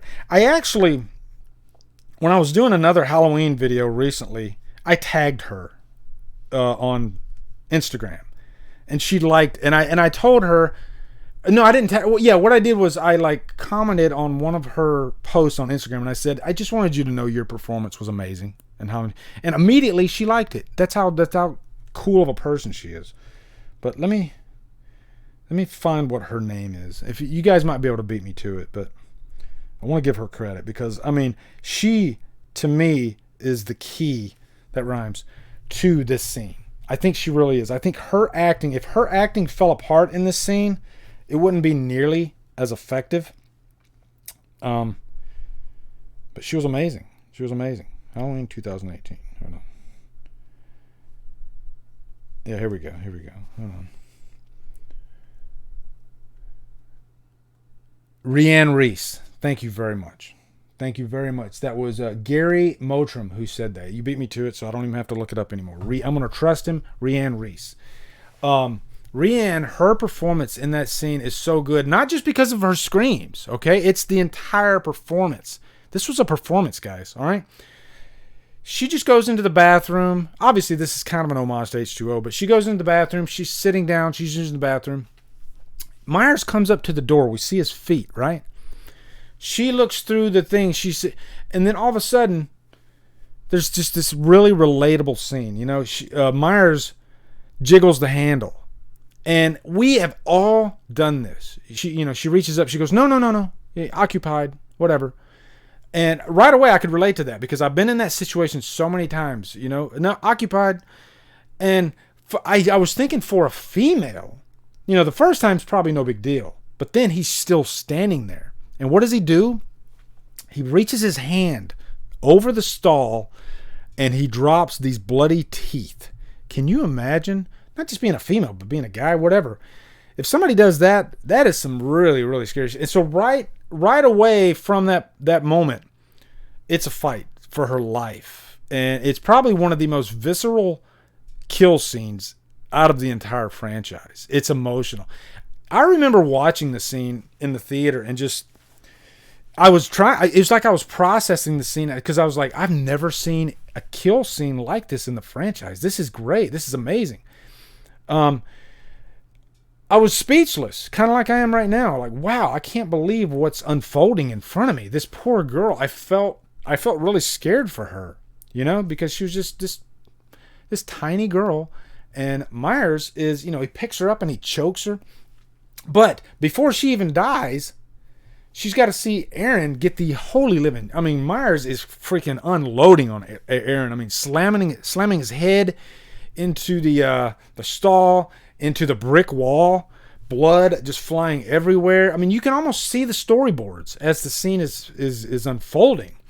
And then Aaron is just done. He's beaten to a pulp. But I don't know if Myers did this on purpose or not, but he leaves Aaron within an inch of his life. And then he goes over to Dana and he picks her up and he chokes her to death. And then the camera is like right on Aaron's face. And that's it. That says it all. Aaron has to literally listen to his girlfriend get killed. The person that he loves. Can you imagine that? Like, you're a guy. A guy, he's supposed to be the protector, right? So can you imagine you're just helpless and you have to listen to your loved one die?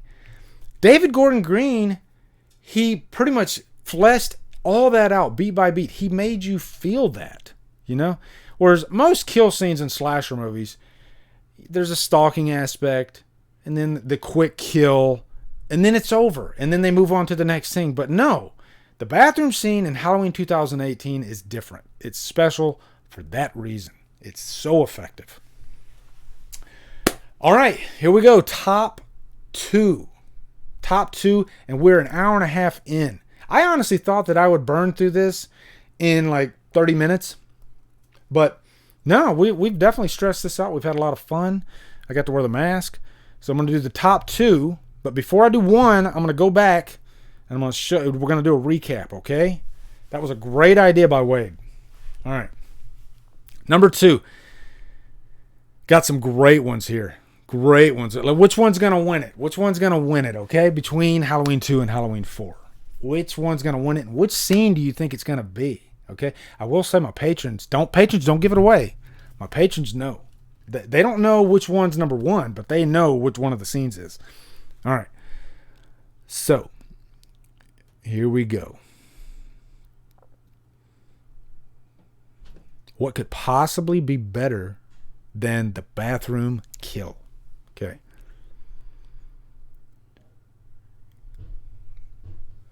Loomis talking to Michael while he's in the woods in Halloween 5. Well, we've already done Halloween 5. That is a really good scene, though.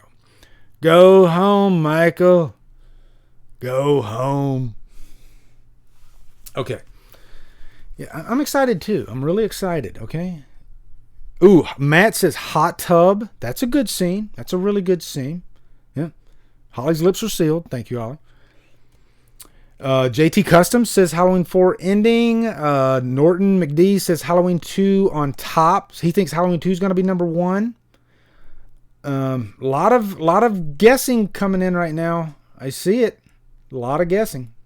Man. All right. Here we go. The Bloody Myers eyes. Wade Fox. Okay. Here we go, guys. Okay. Number 2. Wade got it right. It's time, Michael. This scene from Halloween 2 is, in terms of third acts, like entire third, not just a scene, but like in third acts, I'll go ahead and say it, this is probably the best third act out of the franchise. I mean, it's in terms of like your heart just racing. And if, we always complain about Laurie Strode and how she's pretty much like a catatonic throughout the whole movie. But if that aspect of her character does anything, it adds to this final act. Because we all remember when she's just like sitting out in the hallway and the nurse comes up and she's like, Laurie. And then That's a bad impersonation, but you hear the stinger, you know? Myers lifts her up off the ground.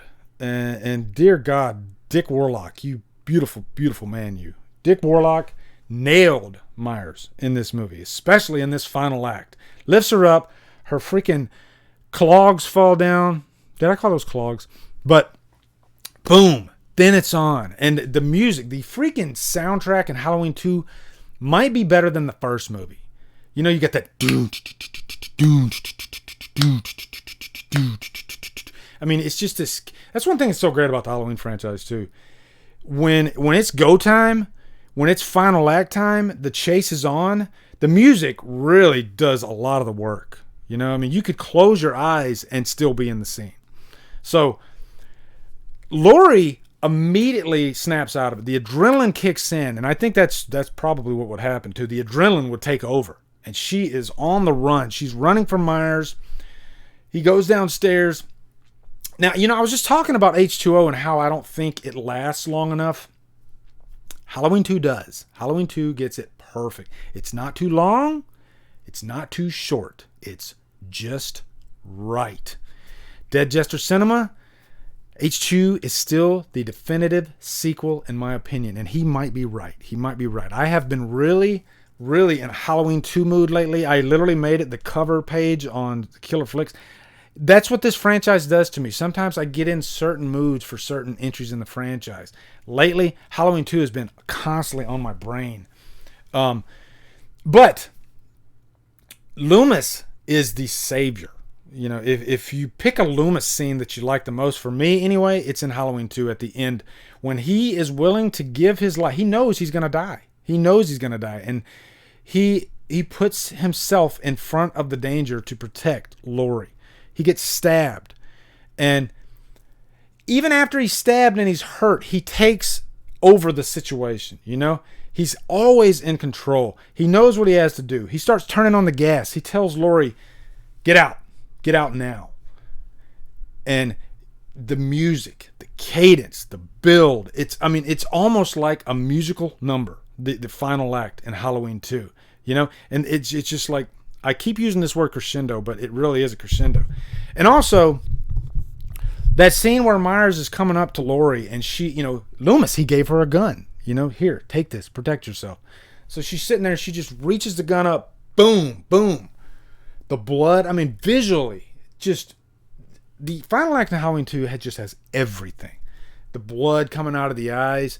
I mean, somebody made this observation about that scene, the blood coming out. I wish I had their name in front of me, but they said it's like that's Myers, and I'm paraphrasing, and I could be completely wrong too because my memory is so horrible, but it's like Myers is crying because his soul is like stuck in hell, and the blood tears is like that, the you know, I guess the soul of Myers, because Myers doesn't really have a soul. He's just pure evil.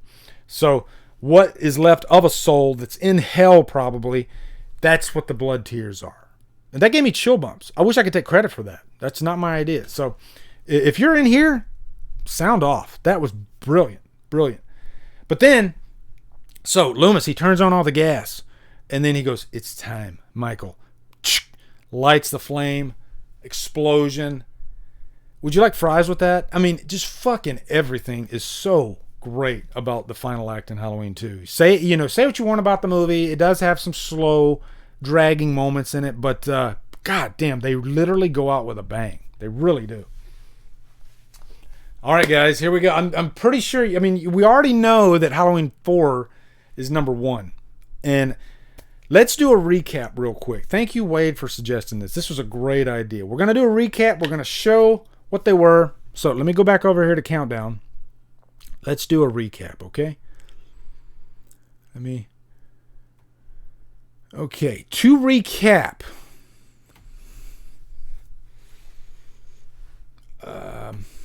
Wait, hold on.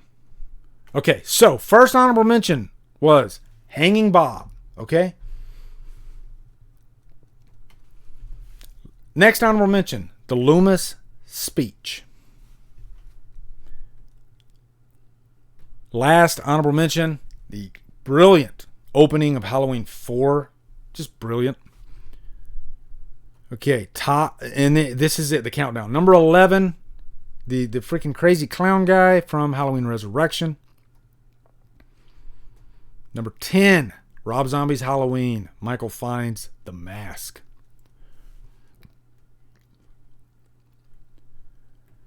Number 9, Laundry Chute Chase, Halloween 5. Number 8, Halloween 3, Little Buddy Kupfer. That poor kid. Number 7, Rob Zombie's Halloween 2, Laurie Finds Annie. A lot of good scenes in this countdown, right, guys?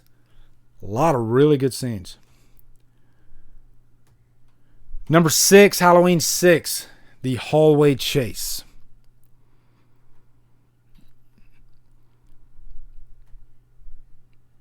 Number 5, H2O Face to Face. Number 4, The Annie Stalk from John Carpenter's Halloween. Number 3, one of the best kills in the franchise, the bathroom kill from Halloween 2018. And number 2, It's Time, Michael from Halloween 2. Okay, here we go, guys. We already know it's Halloween 4. But which scene do you think it is from Halloween 4? I mean, there's a lot of good scenes in Halloween 4, you know? Could it be Bucky? You just wait right here, okay? Don't you even think about leaving. Could it be Bucky? Could it be Ted Hollister? Could it be the love scene between Brady and Kathleen Kinmont? A lot of great scenes in there. A lot of really interesting kills. Could it be the chase? Could it be Rachel being arguably the most underrated final girl in slasher history? Could it be her just completely putting her life on the line? I mean, Beth, did you just get in here? Could it be this? Let me go back. Hold on. Could it be... Let me go down. Hold on.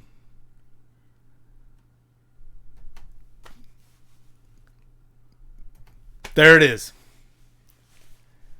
The scene... This is literally the image that made me the Halloween fanatic. Not just a fan. The fanatic that I am today. This is the scene. This is the scene that traumatized... I mean, literally traumatized me. And to this day, I don't think I've ever had a theater experience like this. I've been scared in the theater a couple times, like the ending of Blair Witch Project. It creeped me out. I was just like, oh my God, I didn't expect that. And I thought Blair Witch Project was real. Okay, so that should be a testament to how effective this scene was. But they bamboozled me. I thought that when they beat Myers, he is shot to death and he goes down that mine shaft, and I thought, that's it. This is it. It's over. And then all of a sudden they get back to the house, and what do we see? We see Rachel sitting on the couch, and she's just completely done. She looks like what Arnold Schwarzenegger looked like at the end of Predator, just completely gone. You know, it looks like just, you know, the coda, the final moment in the movie before the credits roll. You know, they kind of pull a Friday the 13th, the first one, at the end with Jason popping out of the water. It was that kind of deal. But what sold it for me, because let me set the scene for you.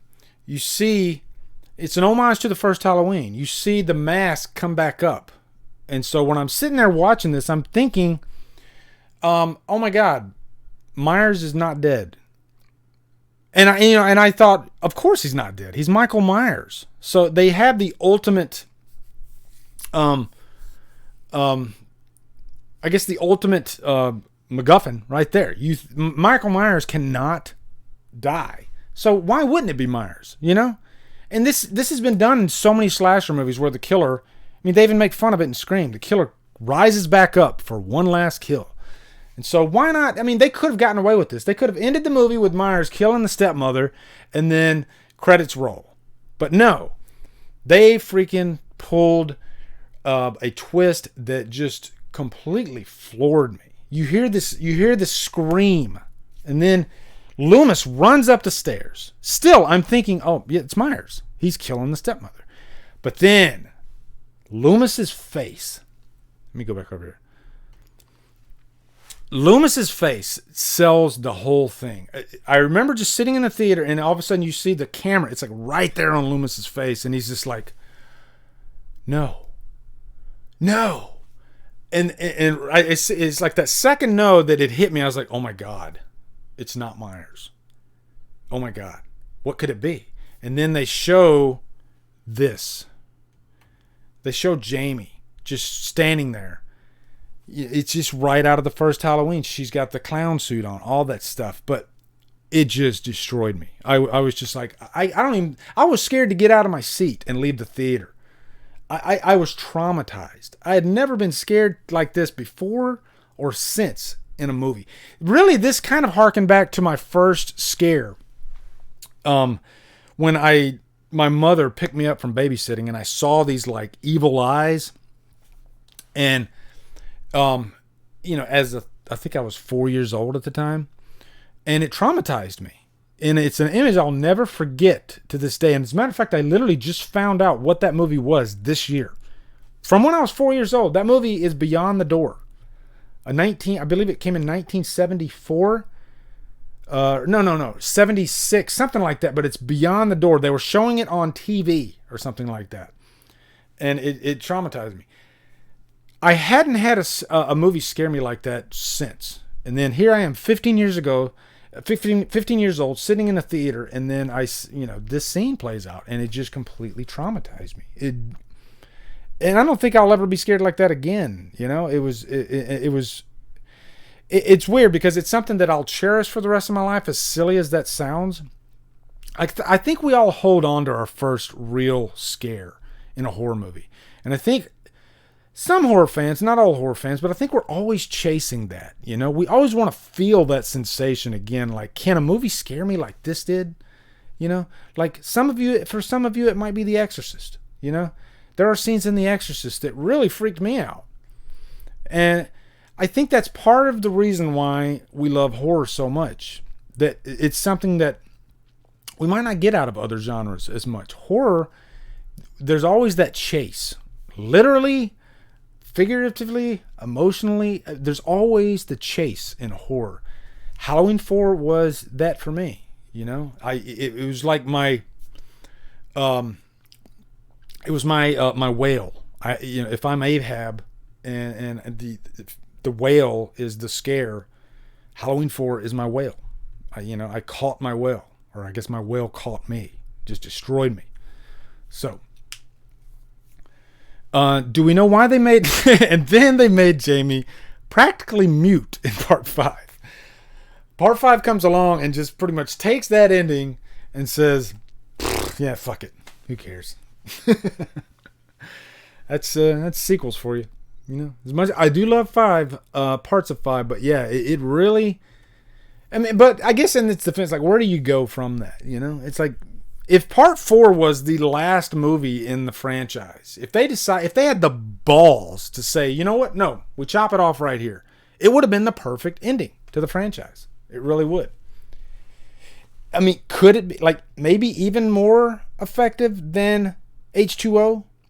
Because I think part 4 represents everything that John Carpenter wanted out of the character of Michael Myers. Evil never dies. You might kill the body of evil, but it might find another host. And that's what happened. It passed to Jamie. So, idealistically, that's the best place to end the franchise. Evil never dies. It went to Jamie. And so then, you use your imagination. And that's what makes it perfect. But of course, they got greedy. They made a lot of money. And so they wanted to make 5. They rushed it. And 5 doesn't take anything away from that ending for me, though. It's still that effective of an ending for me. So, damn, guys, we did this. We're 13 minutes away. Like, how fitting is that, too? We're 13 minutes away from the 2-hour mark on this. I can't believe I was able to stretch this out this long. But you know what? To me, it was kind of easy because there's just so much to talk about with all these scenes. You know, and if anything, this particular type of top 10 is very fitting for a live broadcast. It just gives me the opportunity to really flesh out these scenes, talk about, you know, what I was feeling when I watched them, maybe get your feedback. Yeah. So now that we're done, we've gotten to number 1, and we got some time left, like 12 minutes left. I want to know your favorite scene from the Halloween franchise. And while you're getting your scenes ready, hold on, let me see. Pat, I saw this comment from Holly, and it says, "Oh my God, Pat, that would terrify me." So Pat Hello says, "For years, I lived near the woods where the Blair Witch was filmed. My parents went to Montgomery College, where the students in the movie went. This movie was scarier to me for that reason, I think." Yeah, I mean, that's close to home right there. Wade Fox, Halloween 5 did what The Last Jedi did. Took the ending and threw it out the window. Exactly. Thank you, Gary. I appreciate that. You know what? You guys made this fun. You made this easy. I was nervous too, because this is my first time doing a live stream, and I didn't want to just sit here and be a talking head and just, you know, rattle off what I wanted to actually make it sort of a presentation by putting those pictures up and stuff. So that way there's some nice good timestamps for you guys. And I'll do that too after I publish this. I'll put timestamps. So that way, if you're searching through it and you want to see what my number 5 was or whatever, you can just click through quickly to find out what's what. It's a good option. So Shake and Bake says, my favorite scene is H2's in chase scene. Are you talking about Rob Zombie's in chase scene, or are you talking about 1981? I think you're talking about 1981. Eclipsed says the last act of the original Halloween. Yeah, that's a great last act. It really is. Blu-ray Addict says Friday the 13th is my favorite horror franchise. I really hope they can make another one. Hold on, let me see.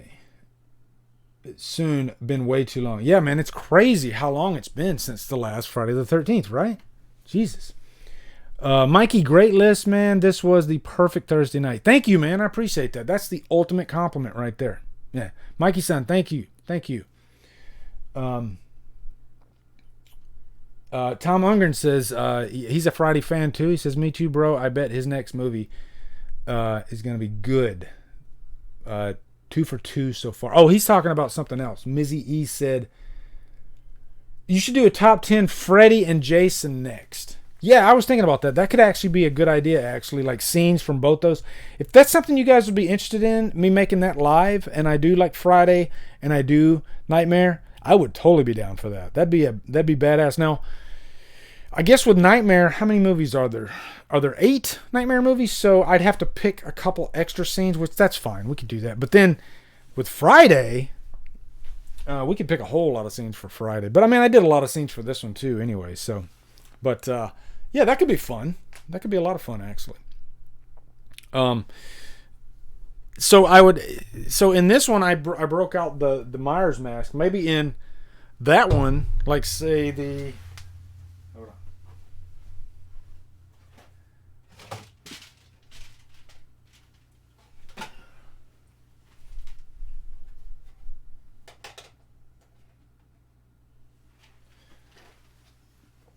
So, what if, for the Friday one, we get to play around with the mask a little bit. And then, if we get really frisky, we've done Friday, we've done Nightmare, we do this guy right here. And the timing couldn't be better, right? I mean, there's a lot of cool scenes in the Scream franchise. So, we could have a lot of fun with that, actually. So, this was so much fun, guys. You guys are awesome.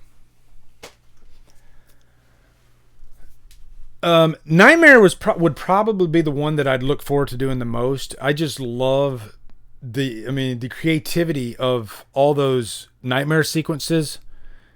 It'd be tough to not have nightmare sequences in that top 10, you know? Bobby Hall says, my favorite scene is in the original when Myers has the sheet and glasses on. Yeah, that's a creepy scene. With Linda, she says, see anything you like? That's an iconic scene. That's probably one that people mention the most. Yeah, got to do the big three. Friday could be a lot of fun, actually. It really could. There's a lot of fun, really fun scenes in the Friday franchise. So, yeah, if I'm thinking, sometimes I do that. Sometimes I think.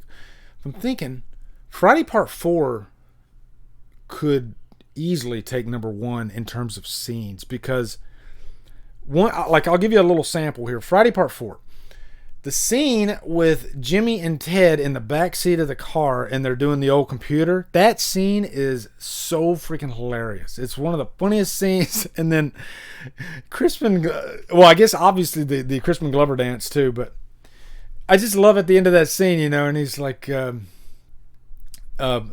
is no computer, and he's like, and there's no Betty either. And then he's like, God, I'm horny. Last night in the Patreon live stream, we were talking about Weird Science, and like, if you want to watch a movie with horny teens, Weird Science, they're so horny that they literally make a doll, and they don't have sex with her. It's crazy.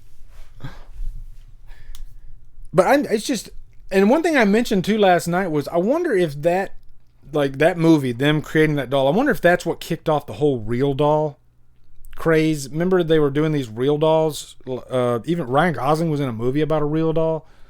I wonder if that came from Weird Science.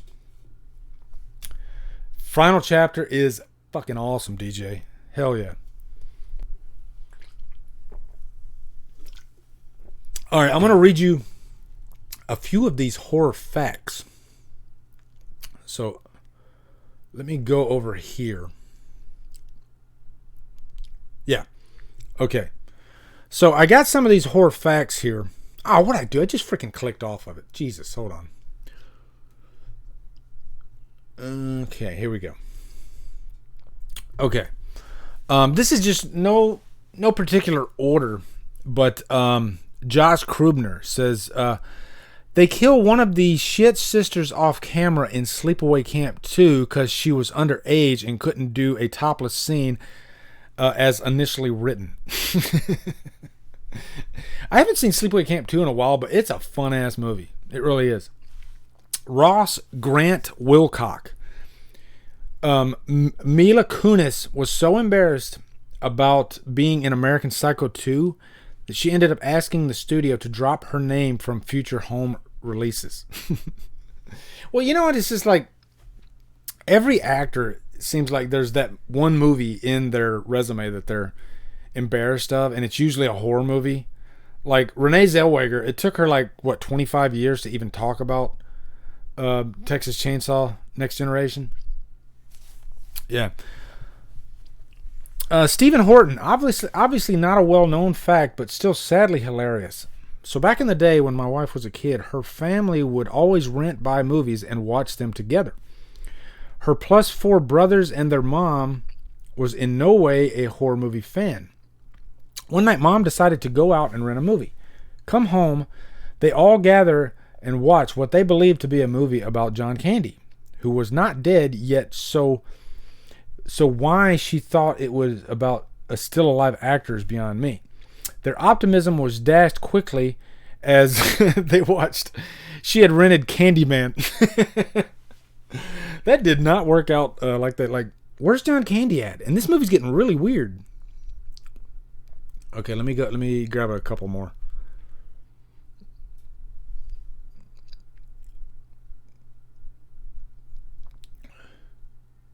Damn it, I did it again. Hold on. There we go. All right, couple more. Here we go. Ash Jai said, in the cabin in the woods, the only reason Marty didn't get in the lake. Oh, I knew this one. with his friends is because in real life, Franz Kranz is very cut up. Apparently, more than Chris Hemsworth, who hadn't been given the role of Thor just yet. Considering Marty was the fool, he couldn't be more muscular than the jock. I heard that before, too, that Marty was actually... As a matter of fact, I did a review of Cabin in the Woods with Lindsay from Mother Mayhem, and I think she's the one that actually told me that. Jason Miller, 2 famous horror movies were shot in my hometown of Walnut, California. First was the Loomis phone booth scene in the OG Halloween. Next, college football scene was Wes Craven's Shocker, was filmed at MT Sac College.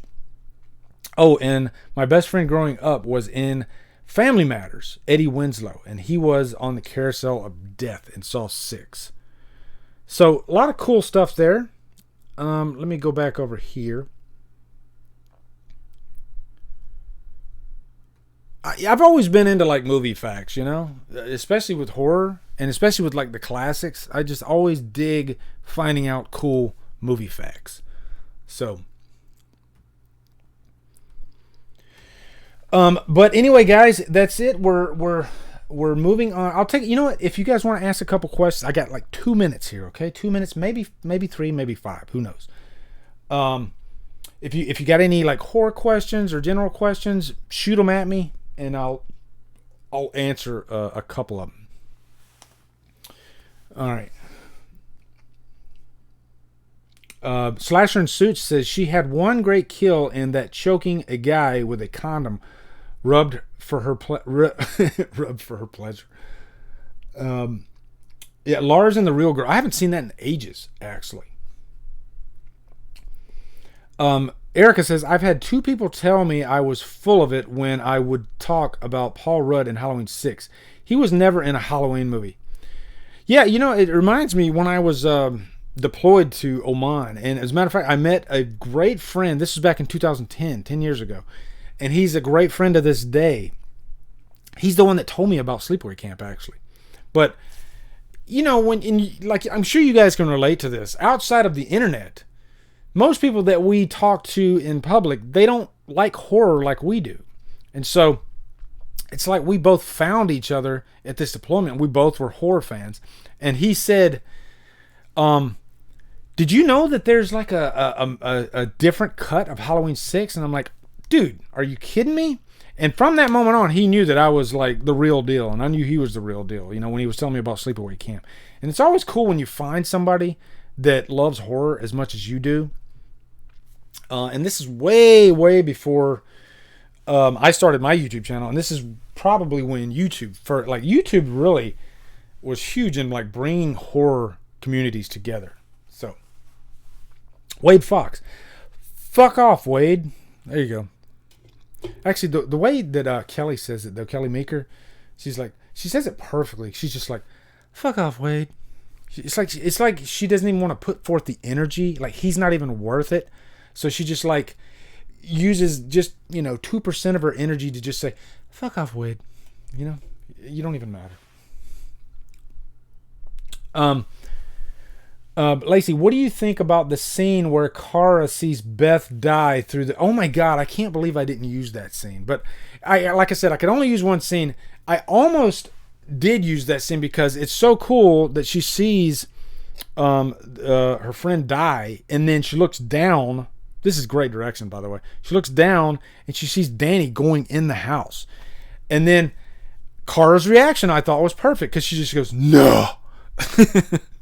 But she didn't.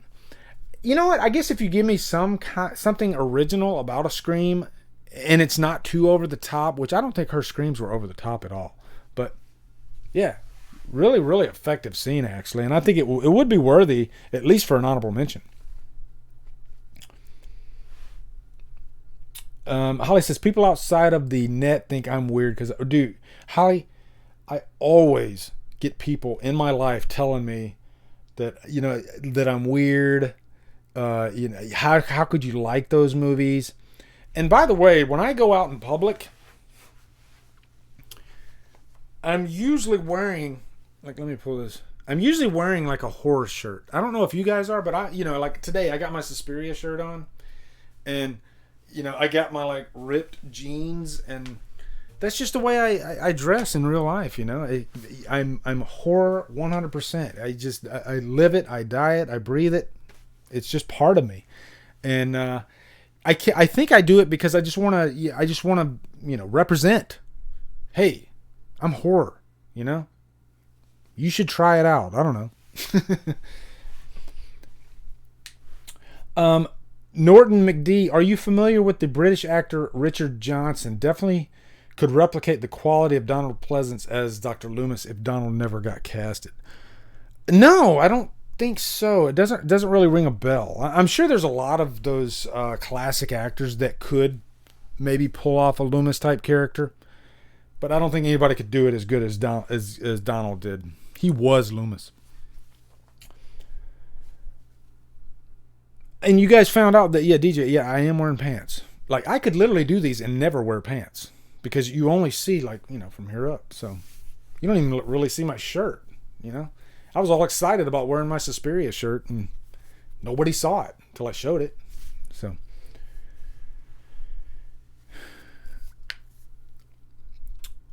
all right, 10:03. Damn, man, guys, this is probably one of the fastest streams. I mean, it felt like it just flew right by. This was a lot of fun. It seems like you guys liked this idea, so expect this for the big three. I'm definitely going to do this for Nightmare and Friday and probably Scream. Just because those three would be easy to pick out 10 great scenes. All right. But man, this was a freaking blast. Parting is such sweet sorrow. And I hate saying goodbye to you guys because you guys are freaking awesome. Jason Mongold, Lee, tell the story of your coworkers' reactions when you talked about the Snyder Cut. Let me see if I can remember. Well, I can tell you, I remember I was talking to my wife, and I was like, "Did you know that they're finally releasing the Snyder Cut of Justice League? Can you believe this?" And my wife looks at me straight faced, and she goes, "I don't care." And I was just like, "Oh, that's right, I forgot. You don't give a shit about Justice League." And that was kind of the same reaction. Now it's kind of coming back to me. One of my coworkers, Roberto, and I was just telling him about that. Like, yeah, you got this Snyder Cut, and he pretty much had no idea what I was talking about. That's with comic books, horror, it's the same type deal. That's why we're all here. We can talk about this stuff. I didn't even get to talk about Superman. I will say though, Henry Cavill is such a great Superman. When I saw that little blurb that Henry Cavill's in talks to come back, I freaked out. I was like, hell yeah, this is going to be awesome. And then I read into it and I found out that they're not going to do a Man of Steel 2. He's going to be in like a side character in like Black Adam and Shazam 2. And I don't care. Black Adam, there's some potential there if they use him enough. But I can't believe they're not going to give us a Man of Steel 2. That makes no sense. But I think, maybe they're testing the waters. If they put him in one of those movies and it's a big hit, and he really is a big hit, then maybe they'll be like, okay, we've tested the waters. Let's give us a Man of Steel 2. That's what I'm hoping. I'm hoping, and because the Man of Steel, I think, is easily probably one of the most underrated comic book films ever. It really is. It's so great, and it amazes me that I think it sits at like under 60% on Rotten Tomatoes, but who cares? But man, it's just such a great movie. Wade Fox, Lee, was Drumdums your first choice for your channel name? Yeah, actually it was.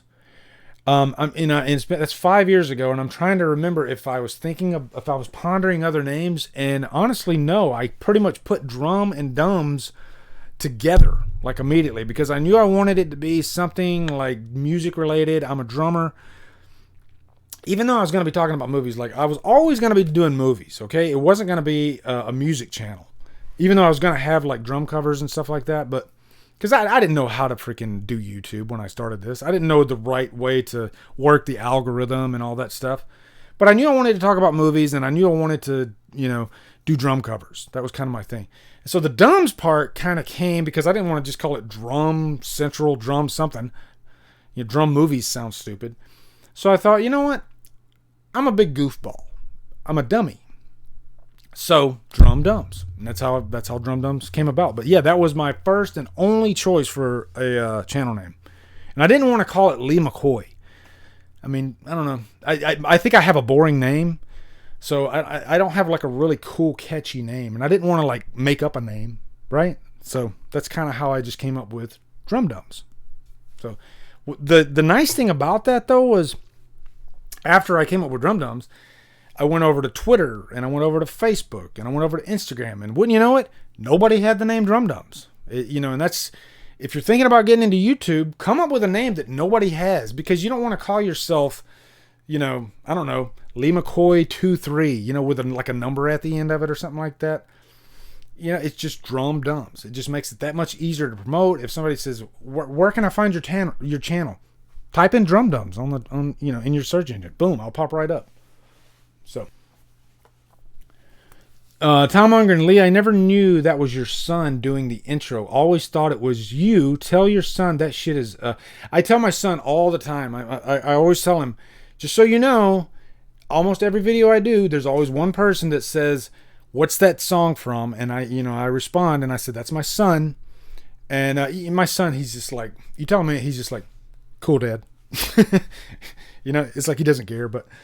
Yeah, my son is an amazing drummer. He was in a band called In Life's Wake. You can find them on YouTube too. He's not in the band anymore. They were together for I think a couple years, like probably like 5 years ago, 6 years ago, something like that. And the band, they've all moved on. They all have their own lives now. But they recorded this EP with like 5 songs, and one of the songs was called Incinerator.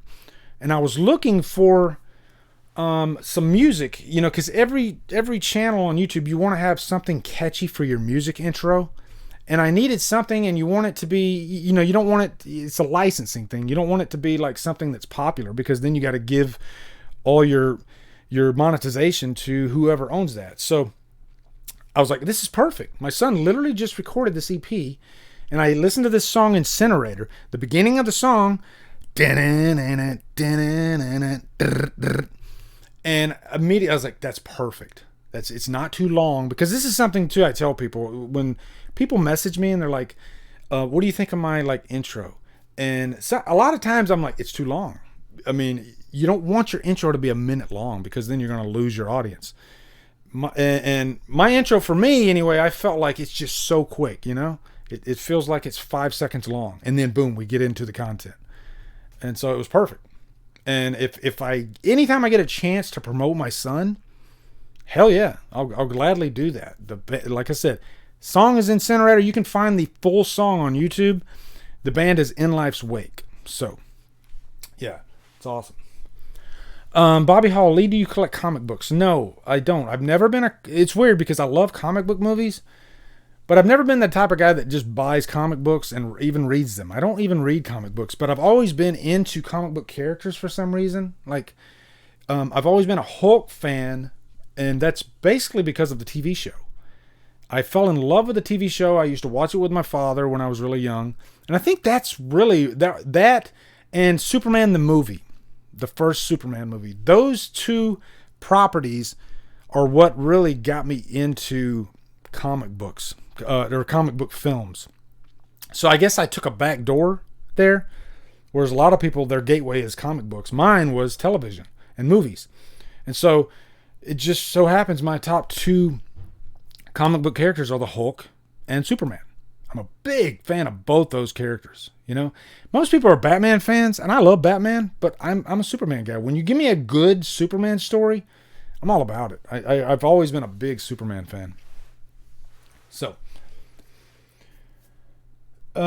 anyway, guys, that's it. I'm gonna end it right here. This has been a blast, though. You guys were amazing. I couldn't ask for better people to hang with tonight. So I can't wait for the next one. I really can't. I think I'll go ahead and tell you right now, I'll probably do Friday the 13th next. Okay, we'll do a top 10 together, or top 13, I guess. Best scenes of the Friday the 13th franchise, okay? So I'm saying it right here, right now. I think this was a lot of fun. So anyway, guys, I hope you all have a wonderful night. Take care of each other. Stay safe out there. George Floyd, remember his name. Okay, guys? Remember George Floyd.